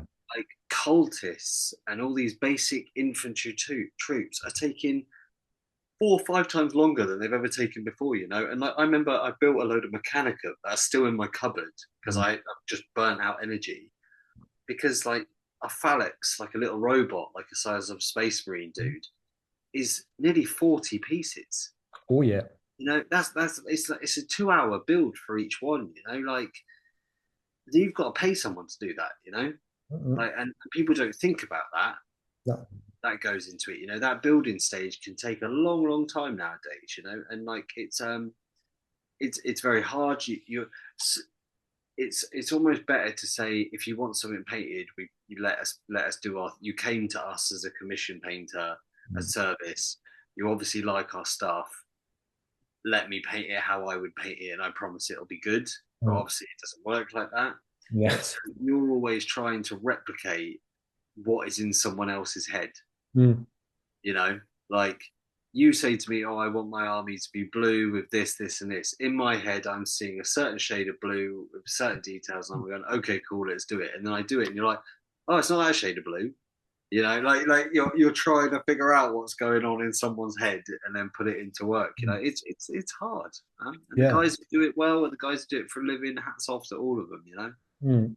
And then unless your client has direct access to the miniatures when you are so he can see them in person while you are working on it and tell you, yeah, that's the right Yeah, yeah, color. yeah. So you've got to be constantly taking photos and sending photos Yeah. over, and they're not wanting to add this or change this or disappear this or whatnot. You know, like And because pictures. sometimes you can paint stuff, and a client can be like, "Oh, I really want them to have red capes." Mm. So you paint all their capes red and all this, like you know. And Ben's told me some horror stories and whatnot. You know, I'm not gonna go into. You know, that's his business. But like, it's funny in a funny way. But like, you'll paint all the cloaks red, and then they'll be like, "Oh, they don't really look good in red. Should we try white instead?" And I'm like, "Okay, you know, but you're gonna pay for that because now I've got to paint it all in white, you know." And but it just puts you in that horrible situation where you don't want to, like, you know, you don't want to disappoint someone, but you need to value your own time. When it comes Yeah. to commission painting, you have to value your own time, and you've got to meet that balance of having a lot of work with I'm not now working for £2 an hour sort of thing, you know. Yeah, but honestly, when I look at like, uh, well, when I'm not painting, I have a regular job actually, because yeah, I'm not a commission painter, Yeah, yeah, yeah, so I have need to pay bills. to earn my living, and I'm a consultant. And when you look at the hourly fee or daily fee on different consultancy services, and then you look at the hourly fee and our daily fee about like commission painting or in a general manner, artistic commissions, graphic Yeah. commission, etc. People need to understand that Yeah. it's so if you want to get paid minimum wage, you go work in Tesco's or whatnot. You Yeah. know, you Yeah. Right. cannot just pick up a paintbrush.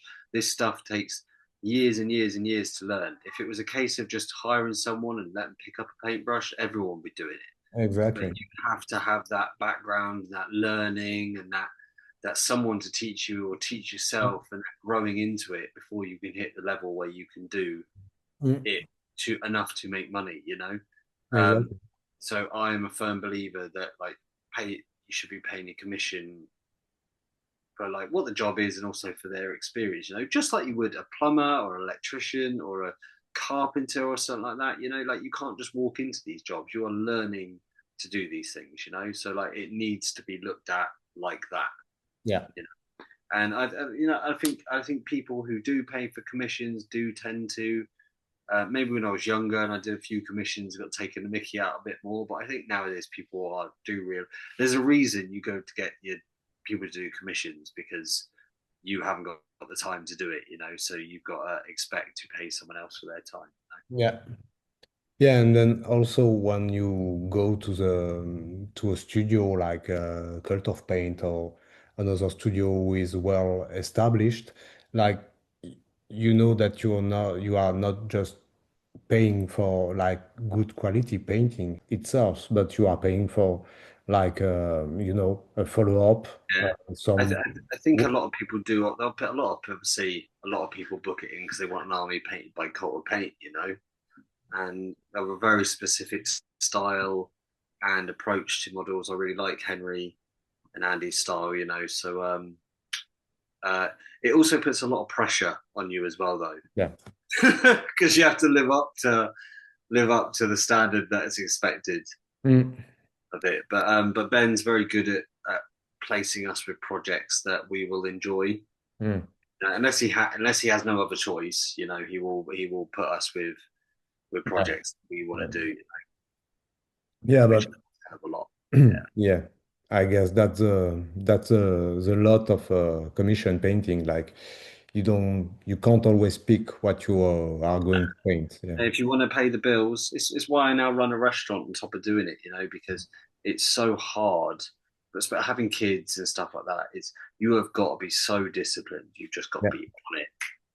You've got to be, um, you've got to, you feel guilty having a day off because you're not earning any money because you don't get holiday pay. Mm, So like it's very it's kind of like it's exactly like what we were speaking about this before this meeting, man. Is you get so, especially if you're someone like me, mm, is they get so hyper fixated on stuff and it needs to be right and mm, correct in my brain. It's another thing that makes me slow down on display painting as well, because I can be my own worst enemy. And I'm not talking about I'll paint it and go, oh, I mm, don't like it, I don't enjoy it.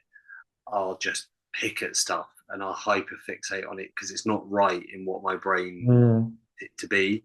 Even if it could. And the amount of times I have I have gotten into bed and I painted, say, a sword, right? And I've got into bed and I've been sat there and I'm thinking that blooming reflection on that sword, but right, it doesn't. And I'll sit there, mate, until 4 a.m. in the morning, stressing about it. I should have just got up and repainted the sword, and then what? Like, because I would have got to sleep quicker. Or there's been times I've got up and repainted the sword, and then the next morning I woke up and gone, nah, I don't like that. I repainted it again. You're like, and this is what I meant by like um, I love Warhammer for the mental health side of it, for the community side of it, for the enjoyment of it. Like it's a great hobby, and I'll never ever put it down in that way. But like, you've got to be very very careful of your character, and when it comes to putting money in the situation, I think this is probably where I got it from. mm, Like I did tend to think it was because you're chasing the Instagram likes, you just want Instagram to support you and show your work and stuff like that. But when you're used to that is how you make money, my brain went into the one mindset of I need to paint and I need to make money and I need to do this, and mm, I was forgetting all the stuff in my life that meant something, yeah. that meant much more. But it didn't at the time because I was commission painting, so it did mean something. I was getting paid for it. But when I came out of the commission stuff and I was painting my own stuff, I was still in that mindset. Mm, I have to do this and I have to produce this and I have to knock this out of the park and I have to do that. And I'm forgetting the people around me that mean everything to me. And I just can't get this out of my head. And I think that, like you said, I think there's kind of like an underlying thing there if you're not like happy and wanting to think. So you can get a little bit lost. mm, And it's really, really hard to keep that mindset. Like Ben, who works in the commission studio, is like I have such admiration for him. As like he works like 7 days a week. mm, He's doing like so much for Cold Paint, and he does his own commissions and stuff, and he just cracks on with it and works every day. And he's like I say calm. He's stressed. He's working tons, but mm, like he's level with it. He doesn't get too hyper focused on it. mm, He takes it all in his stride, and I think that's why he's managed to do it for as long as he has. mm. Um, and I struggle with that, man. Like I said, I struggle with if I'll sack an entire army off of my own project if I don't like any of the testers. I'll just be like, no, not doing it. It's not going away. I'm throwing my toys out the farm pram, sell the army. I'm starting something else. Like that. That's how I'll end up getting. Mm, And I think it's very easy to get there when you're doing it and money's involved. mm, And it's definitely taken me a while now that I'm not so reliant on it as for the money, to kind of sit back and realize, okay, I don't need to put as much pressure on myself with this stuff, and I can close it down and forget about it and come back to it. I think it's something that people don't talk about in the industry. Everyone talks about it's good for mental health and stuff. But like also like you are just you're hiding that that mm, issue in some way. Depending on what it is. Really depending on what it is. But yeah, it's commission painting is tough. And hats off to all you guys out there who do it. Mm. But you're right, because I mean, we are talking about painting toy soldiers, but it's the same with work, sport, Yeah, other yeah, like addictions like alcohol, yeah. drugs, etc. Yeah, Like you're I still do trying, it with my I do it with my other job. You know, like I run a restaurant, yeah. and I'm contracted to 40 hours a week, and I'll be there for 50 Mm, because I need to do this, and I need to do mm, this, and I need to do this, and at the end of the day, it doesn't matter. And I'm not paid to be there. I'm paid to go home and have a life and stuff like that. But like, mm, you're so hyper focused in it, you know, that you can't let go, and you pour. It's mm, almost like in a. I read something recently. It's almost like searching for admiration. Like you feel your worth in your work, mm, when actually your worth is not in your work. Your worth is in you as a human being, and what you value and what you put the care and the time is. And we were talking about family and yeah. laughs, and you know Mm, that is what you're going to remember when you're knocking on heaven's door. You know, like mm, that is 100% what you're going to remember. You're not going to remember the plastic toy soldiers or the commission that you did at this point, or the Instagram likes or any of that stuff. yeah. You know, Well, you need to focus on what is mm, important. the best you you can get from the I mean the Instagram community if you, when you'll die is an Instagram post like yeah farewell Yeah, thank you yeah, for all the yeah. meaning Like, and don't get me wrong. I like social media is great, and I've met so many. Like, I've met yourself, I've met Callum, I've met so many people.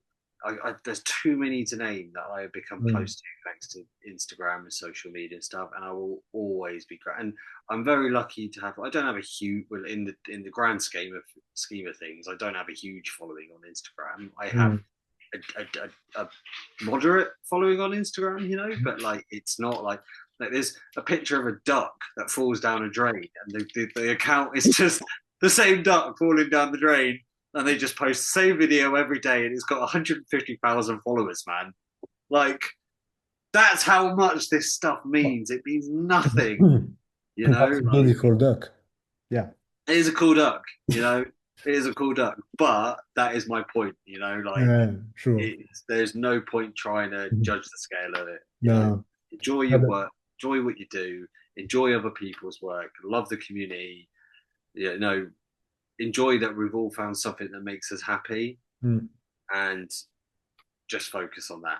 yeah and never forget what's real like Yeah, the yeah, people 100%. And recently, I have learned that more than anything. You know, like I that's really woken me up mm, to that. You know, and I don't think it's ever. I don't think I've ever seen anybody talk about that side of things in the yeah hobby. yeah You know, no you're like right.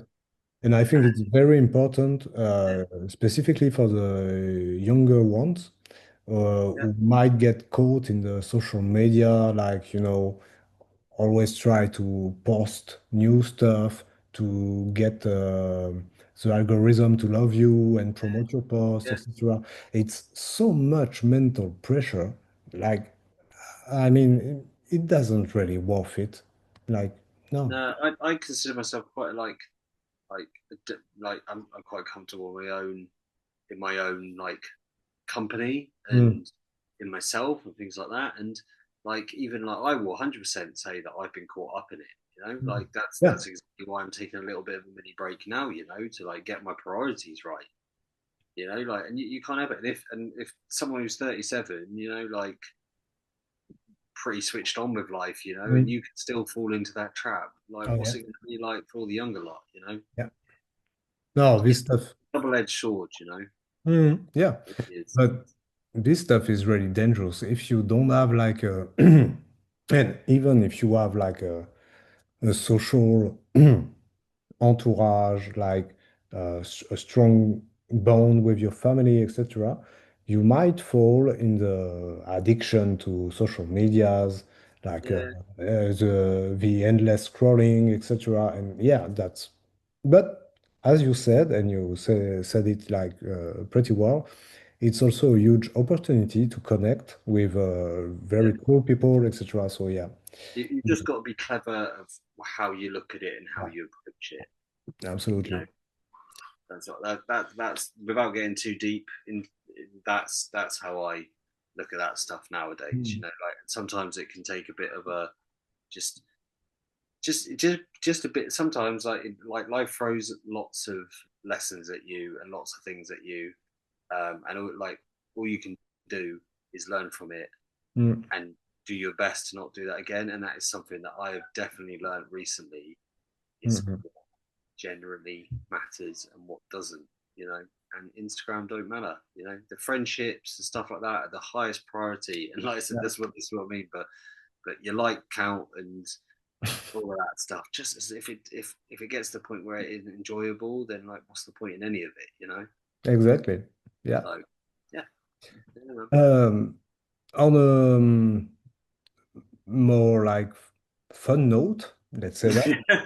man. Uh, as you are a Warhammer fan, would you accept an Ultramarine Army commission? Yes, I would, 100%. Like I said, I like 30k Ultramarines, and But 30K, yeah. as punishment for myself for taking it on, I would probably use the money to buy more bearers. I Oh, feel like that balances out quite well. I like You know, that very but much. to atone for my sins, I will just buy more word bearer units with the money that I get paid for painting the Ultramarine commission. Job Yeah. done. You Okay. know, Yeah. everyone's happy. Yeah, you have Lorgar blessing. Yeah, that's okay. And what is the maximum number of minutes when you are working on a commission that you think you are able to paint in a day without thinking of throwing those outside the window? I've painted squads of 10 Space Marines. I've painted 10 cultists in a day, Hmm. knights in a day. It really depends on the size of the model and how far, what level of Yeah. commission Mm, it sure. pushed to. You know, Mm, I've spent a day painting a gem on a cloak, and I've yeah. spent a day painting, an entire squad. Mm, sure. It also, like, the more you do of a certain scheme, like my word bearers, I can paint a squad of them in like day and a half, Yeah. with the ruins and the scrolls and stuff, because I know what to do, when to do Yeah. it, how to Just, do it, and what to get yeah. that result as quick as possible. Mm, Whereas, like, it's funny. I painted ages ago. It seems like ages ago now, but it actually wasn't. It was only about 2 years ago, 2 3 years. I painted all the Kroot kill team, yeah. and the first one of them must have taken me 3 days because I didn't use an airbrush on any of them. Like, it Mm, took a long time, and by the end of it, I was painting like one in 6 hours yeah. because I worked out how I was going to do it and Mm, what colors to do and what technique got the best results and how to get there. mm, So it really depends what it is and mm. what it is. Like, Space Marines are super easy to paint, but then you Yeah. give me something like, you give me 10 of those cafe unit stuff, and they've all got individual robes and cloaks and shields and buckles and faces and skin and all the rest of it. It's going to take longer. I'm a pretty quick painter. Mm, I painted like the Iron's Hands Praetor. I painted that in a day. It was yeah. built, but I painted that in a day. Like, I've worked out ways that you can hide mistakes and make it look a lot neater Mm. than maybe it actually is. Oil washes are your friends. Oh, Oil washing and weathering is your friend. oh yes. Oh yes. Amen to that. Oh yes. Uh, we are done with the general hobby and painting questions. Now we are going to reach like the stupid questions. Would you rather go on a trip in the warp with Erebus or Engram? Oh, Erebus, 100%. Yeah, Hilarious. yeah. I am not Imagine doubt. how stressed you'd be, and then just go out with him and just be an ass for the day. Like, you'd come back being like, "Oh, that was great. I needed that." Angron, you'd just be dead in a minute. It Yeah, just wouldn't last. yeah, Or he'd just be really miserable and moody and just angry. yeah. You know, Um, Angron's a funny one in the whole heresy thing. Like, I like him as a character, but I feel like he's a bit lazy. Like it's lazy writing, you know. Oh, yeah, yeah. There's Well, lots. There's I love the Horus Heresy to bits, but there is a lot, especially the earlier books, where I think they were a little bit mm, still working out where it was going to go. They mm, rushed stuff that yeah. probably shouldn't have been rushed. And I think Angron was one of those things where it was just like, oh, he's angry. Oh no, he's a demon prince. You Mm, know, like there wasn't much in between. You know, and I think it was a bit. There was, but there what you know what I mean. You know what I mean. There wasn't much. It was kind of like let's just get him to a demon, and then he can yeah, just but chaos. actually, the part when he comes back to what's the name of the planet, Nuceria? His, Yeah, yeah, well, his home where planet. he actually transforms, doesn't he? Yeah, Because yeah, he treads on all Gulliman treads on the skulls, doesn't he? And that's when Lorgar sees the anger rise in him and yeah, does his exactly. Lorgar Yeah. thing. Well, Yeah. but his story like moved me, like really, like Oh, it, it's sad. It's proper yeah, sad. yeah. You know, So, but the but thing that yes, I can't get my head around with it is I mm, think it's proper sad because he's obviously got this built up guilt yeah, and like empathy for the people he cared about, and these are the only people he cared, and he's lost all of them. So like, if you imagine like if you were to lose all your family like now, mm, like I understand completely where he is at, but it's the kind of like it's the same thing that annoys me in is it it's not Horus Rise, is it I can't remember if it's False Gods or the one before. I can't remember if it's book 2 or 3. Is it mhm. it's two False Gods? Force Goals, Horus Rising, Galaxy, Horus Rising, Galaxy in Flame, Galaxy in Flames, and then False Gods, Force Goals. Well, and then Fulgrim, I think it is. no, there's the Or something like that. Eisenstein. Or there's a Flight of the Frank Yeah, Eisenstein and then Fulgrim. Well, yeah, I think it's in False Gods where Horus finds out that Temper, one of his generals that he yeah. leaves on the Oh, planet, that, yeah. That stuff is no. It's it's so stupid. Like, are yeah, you telling me a guy who's supposed to have like insane level intellect and charisma and charm and know all this stuff yeah, gets fooled by Erebus saying, "Oh, he was really mean about you." He yeah, wouldn't have fooled him if yeah, Carcasi or whatever his name, the poet, worked out what was yeah, going on yeah. straight away. If he's worked out what was going on, there is no way Horace would have fallen for that. And it's so stupid. Like I'm sorry, mate, but you're supposed to be this like divine being above like this petty stuff and whatever, and you've just fallen for the stupidest trick in the book. It just yeah. He badmouthed your father.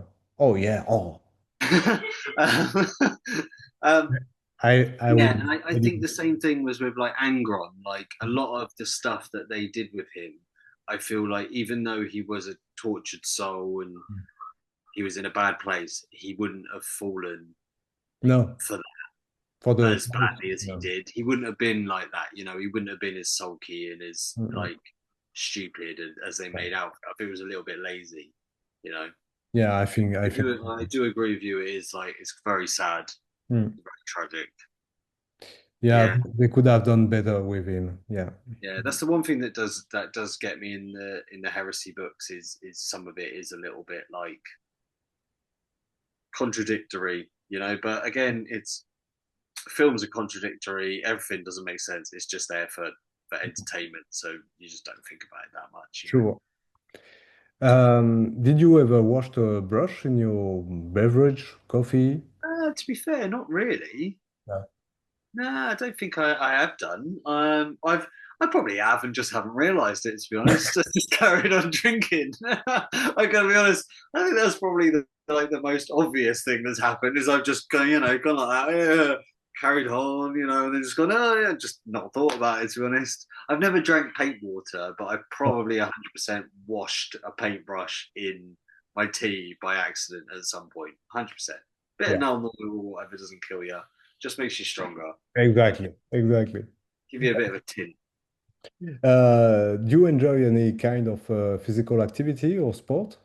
I hang out with my dog a lot. I go like take him on little adventures and stuff.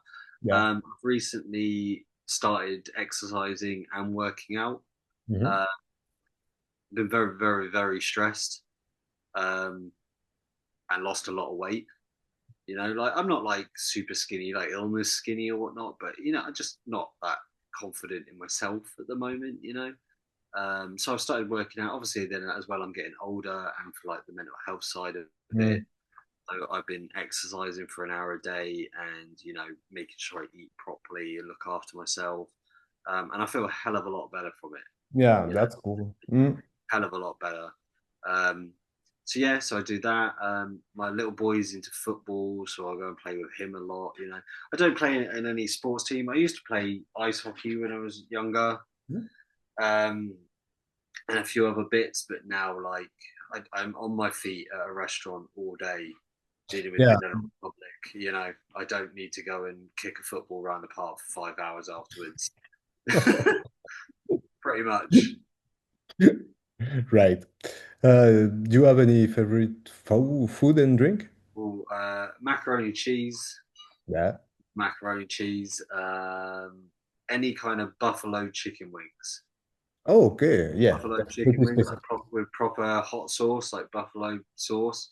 I went to Florida a couple of years ago, and that was like the best. Like is it wing sluts, whatever they're called, like out there, and that. Oh my Mm. god, that was amazing. And then probably on top of other than that, is probably coffee. I'm Okay.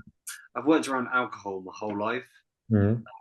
Like since I was 18, I've worked in hospitality and stuff, and I'm lucky enough that I went the other way, as in I don't, I'm not sober. I do drink Mm. once in a while, like on special occasions, birthdays, like things like that. But I don't drink. Like I definitely don't drink once a week. Yeah. Yeah, like unless like it's a proper social week. But I think that's a bit of a dark. I've seen in my job the Yeah. path it leads to. So yeah, so I'm not a massive, huge alcohol fan. But I really like coffee. I like good coffee. I like going to places, trying coffee. I drink way too much coffee. Is definitely not healthy, and I'm waiting for that to come back and kick me. Mm. Um, but yeah, yeah. So it's yeah, mac and cheese, buffalo chicken wings, coffee. And coffee. Yeah. Right. And as you spend quite a lot of time at the hobby desk, do you do anything else while you are painting? Kids, hang out with my kids, do as much as I can with them when I've got them. They don't live with me. They live with their mum in London, but we're really really close. Um, so we speak like every day, and they come down to mine for holidays because I'm down by the sea. I'll go up to them. So yeah, do stuff with them. Like I said, but my dog has been the best decision I ever made in life was getting that dog. He is brilliant. Like he has, like without being too deep, he has saved my life, and I'm being dead serious there. Like that's not even like a over exaggeration. Mm. He has given me purpose when I haven't felt like I have any. He's always there for you. He's always happy to see you. He's just this little bundle of joy who's currently licking at my duvet behind me at the moment. You can hear that. What are you doing? Stop that. Um, yeah, and he just gives you that focus and that love that sometimes you just need. Mm. So I like to spoil him. We go down to Starbucks, we get pup cups, we go down the beach. Yeah. Um, yeah, so he gets spoiled a ton. Um, I don't really have a huge amount of friends in Bournemouth. Like it's a bit sad. Like it's really hard to meet people, especially when you're like my age and there isn't a huge Yeah. community. I work all weekends when others are off. I work in I work in a job that is super social, but you don't meet anybody Mm. unless you want to go out drinking every shift after work, Yeah. which I don't want to do. Yeah. But you want to That's go to bars and pubs and stuff like that. It can be really antisocial because like I don't meet anybody, so to say, in the restaurant, you know, mm. because the public, I look after them, they go home, so, and then I work all the hours that other people are out. So so I don't have huge amount of friends in Bournemouth, which is like a little bit sad to think of, but I appreciate what I have, Mm. you know. So yeah, I can't think of anything else. Hang out with the dog, paint, socialize with friends occasionally. Mhm. We're quite lucky here that there's good trains to get along the coast. So like even if you don't want to be in Bournemouth, you've got like the New Forest down the road and Weymouth and Poole and places like that, you know. So Mm. yeah, just get out about and see what happens really. Right. Yeah, that's pretty wow. I mean, life is pretty much a day at a time. So yeah, you never know. Yeah. We'll see. Just before we take on the next questions, just to appreciate those word Saturdays, like the alternate Saturday from Sedival. Yeah, some Cedavel, yeah, they're great sculpts. They're wicked. And once again, I picked those because of the free-ended runes on the armor. So this is easy, you say? Yeah. So I like these models, but the ruins for them. Can you remember? I don't know if you had it in France. Can you remember when you were a kid, you had those black shirts with the red flames on the arms? Did you guys ever have them in France? Anyone in the UK who grew up in the 90s will know exactly what I'm on about right now. They were like a black shirt and they had the flames all along like that bit of the shirt and down the arms. And they were really tacky. They were in like every like I cheap can't shop remember going. having that. And those shoulder pads do remind me of that shirt. But I know they don't look at it. If you've never seen the shirt before, it doesn't matter. Like you'll never get it. But if you've seen the shirt, you'll now never unsee it. Okay. But in answer to your question, yeah, they're really simple to paint. Like they are just lines, they are circles.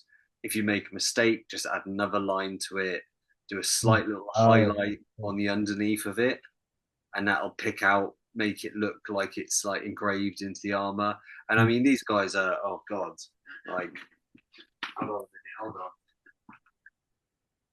So these guys are like, that's, oh, dropping stuff here. Don't know what that was. So like, that's, sorry, my lighting's not oh, great. wow. That's him, and that's a dreadnought. Oh, yeah, they are huge. So they're huge, man. Mm. So they're super, super easy to, Yeah, okay. So you have a lot of space to, yeah. yeah, loads and loads of space. They're really cool models. Like, but even on the like tactical marines and stuff like that, you don't need to cover every armor panel. You can just do Mm. an arm. You can just do a chest. You can just do something.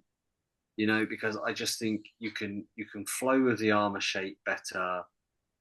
It looks like it's actually on the armor, whereas the transfers can, you know, they're Mm. not made to fit around the armor shapes, so it can look a bit strange. Also, the ruins are like supposed to be engraved into the armor, Yeah. whereas most of the transfers they're white, so it looks like they've been painted onto the armor. And I didn't want that effect. I wanted Mm. it to look like Ready carved. um, Yeah.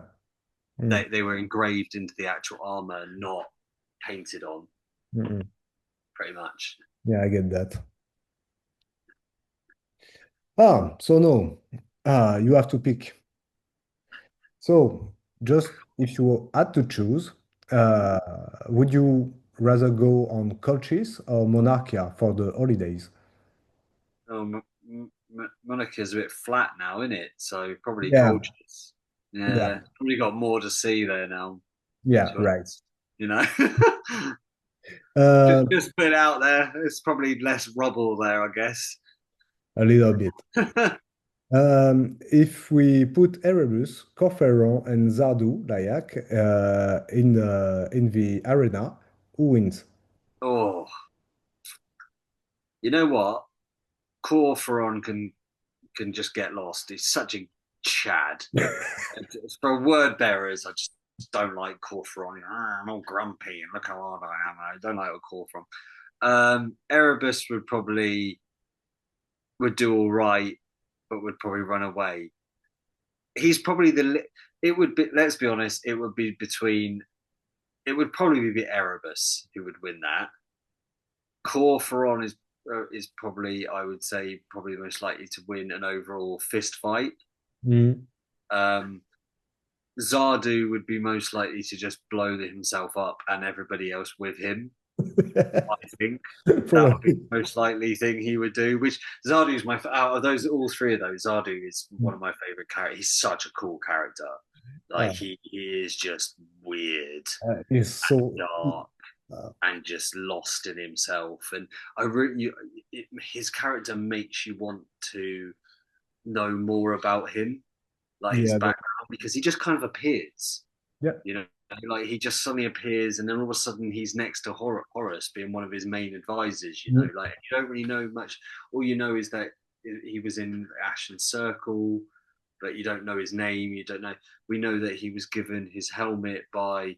It just says the leader of the original leader of the Gal Vorbak, so we expect that to be Argel Tal. So Argel Tal's had something to do with his background, but we don't know any of this, you know. Yeah. So he's a really cool character. Um, but out of a fight, I would say that probably, unless Zardu blew himself and everyone else up, which was probably the most likely scenario in that fight, Erebus would probably win. Yeah. They'd find some way of slipping out of it and winning by default, you know?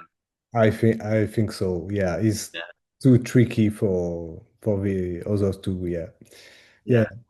yeah, But just about Zardu, this one, he really like frightens me. This character. Yeah, yeah. Oh, when yeah, yeah. He is messed up. um he, Yeah, he, every time I see him in a book, yeah, I have like a chill down my spine. yeah. He's Yeah, he's dark and in a dark and quiet way. but Like you notice that he doesn't force himself on anyone. He's very like he's there and he's behind the scenes, and the fact that like I really love him and Abaddon's yeah. relationship Mm. where he admires him and protects him and wants to encourage him, and Abaddon is just like, no, you're an ass. I don't like Yeah. you. Leave me alone. Yeah, leave me alone. That gets infuriated. And Zardu just takes it and doesn't listen to any of it. It goes Yeah. over his head, and he's just like, yeah, whatever, mate. Mm. Like, you know, he's I was really upset when he died. He dies in the first wall, doesn't he? He blows himself up to allow demons to Uh, enter. After the Solar War, yeah, I can't remember. Yeah, it's in the first wall. It's when they take over the Lionsgate spaceport. He, him, Abaddon, Perturabo and a load of the other Chaos ones start Mm. fighting Rogel Dawn and a load of the Imperial Fists as they Mm. retreat from the Lionsgate spaceport, Mm. and he blows himself up to allow all the demons to start entering Ah, into yeah. Mm. Lionsgate spaceport. Yeah, And then I was like, what a waste of a good character, man. I was absolutely. expecting him to Yeah. do creepy stuff. And if you have to pick a weapon, Phosphex or Graviton? So Phosphex is fire, right? Phosphex is like a chemical fire, Yeah, like chemical fire, isn't it? And then graviton, I always imagine graviton as in it would just basically blast you into nothing, pretty much. yeah. That's what I was kind of imagine it would be. You So know, what do you think? what's your style? I don't like phosphates. The idea of burning someone alive is so evil. I can't get down with that. I'd rather just pop my head off. Right. What would you rather have, burnt alive or just pop my head? Just pop my head off, man. Like, don't be burning alive is the worst thing I think you could, like, one of the worst things up there that you could do to people. So you know what? I might be traitorous, but I'm a nice person, and I'm going to say graviton. I'm just going to quick and painless, just get it out of the way. So Phosphex is for the like the mean people, and Yeah, Graviton is for I the wouldn't be able to sleep tonight if I said phosphex. I'm right. going to go with the nice way. Okay, so we reached the end of the questions, but we I just want to take a minute to give some love and appreciations to. So we spoke about those vehicles earlier, about the runes, and I mean, just look at that. There's two Sikaran, a Venator and a Sikaran, and a Land Raider, but just those runes, they are just putting those like over the top.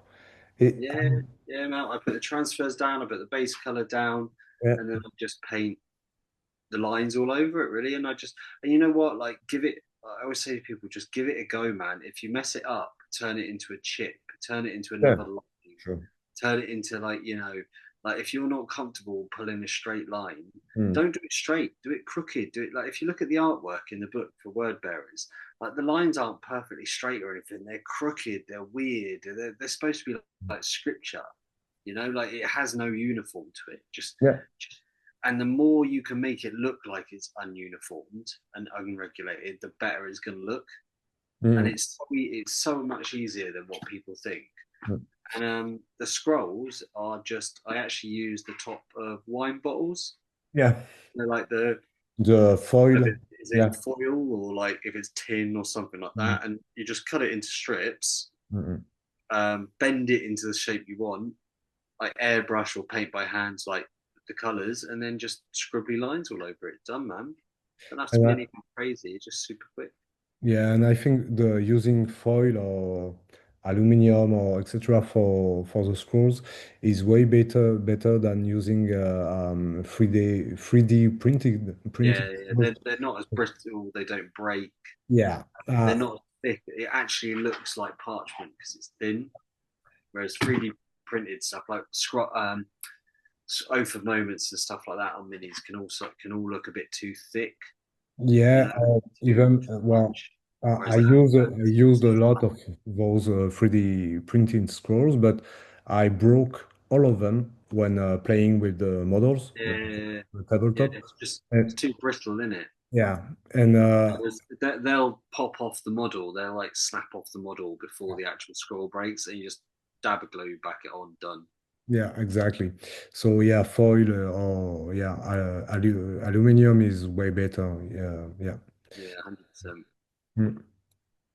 And then I just picked a small selection of other stuff that are not word bearers. The Valkyrie, the Viking lady, it's a bust. So Yeah. I mean, so this is the bust you talked about with when we were speaking about painting metallics. Mm. This is this one, and already like what you did on the helmet is, I mean, pretty cool. And I really love the tattoos, the face tattoos, and on the fingers and the hands. It's very cool.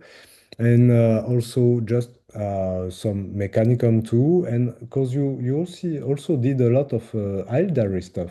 Yeah, yeah, yeah, did mostly in New Elder stuff as well. I've got a small Elder army. I just like the aspect warriors. I like the fact that all of them are a little bit different. Mm. You're painting an army that has lots of different colors in it, Yeah. but still fits together as an army. Dari has a whole army with different colors are like very cool too. And this Dracosan, it's a Solar Auxilia Dracosan.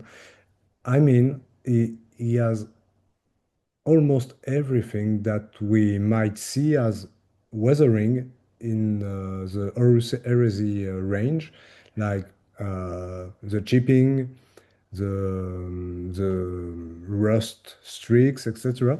And I really enjoyed this model. And with the very pale green, it gives a really like military feel, like almost like a scale model. I would love to carry on this project, and I will at some point. Hmm. Because just like the tanks in 30K for Solar are so cool. Mm. Like they proper feel realistic. They feel like what futuristic tanks will look like. Yeah. Um, but with that rough and ready and I didn't pick out all the different colors and metals and stuff because I kind of like look at it as in like when that is built, it is built in obviously like a factory or a forge world or wherever the hell they built Mm. it, and then they would paint all the tank in that color. Mm. So it would only be the moving parts or the bits that are put on afterwards that wouldn't be that color. So like all the nuts and bolts and trim and stuff like that, like gun casings, all of that would all be the same color. Yeah. like you see on actual tanks, like a majority of it is all the same color, like the guns aren't metal, they're the same color as the tank. So Mm-mm. it means that you can have a ton of fun picking out the detail using chipping and weathering methods, and it's super simple, it's super quick, it's super enjoyable. Just take your time a little bit with it and you can get really, really good results. Mm-mm. Absolutely. No, this one is yeah, it's beautiful. Yeah. Thank you. Well, thanks a lot, Ari, for No, thanks for talking to me, man. It's been very pleasurable. I've very much enjoyed this evening, and I hope I was able to give some insight into how I approach hobbying. Well, You know? I mean, all ingredients for a great episode are there, like great insights about painting, modeling, great models, talk about life in general, and mental health, and social medias, and yeah, no, I mean, there's everything, and it was a really great talk. And yeah, a great episode. Yeah. Um, I'm just hoping that you're going to be okay with life, oh family. yeah, man. No, you know what? I am to end on a positive note. I'm feeling I'm feeling good at the moment. I Yeah. really am. I'm working on myself. I'm today is the first day in a while that I've felt like I would like to paint and or like to draw or like get creative again, Mm. which to Yeah. me tells me that I'm healing, but I'm healing in in a Mhm. good way. Like I'm getting what is me back. But like I said, I've been eating well. I've been focusing on my health. I've been exercising. I'm surrounded by good people. Like it's all you can do is keep moving forward, man. Yeah. And I think we all support each other, and everyone in the world tries to be a bit more nice and look after each other and support each other and not take what they have for granted. Mm. Then the world can only be a much better place than it is right now, can't it?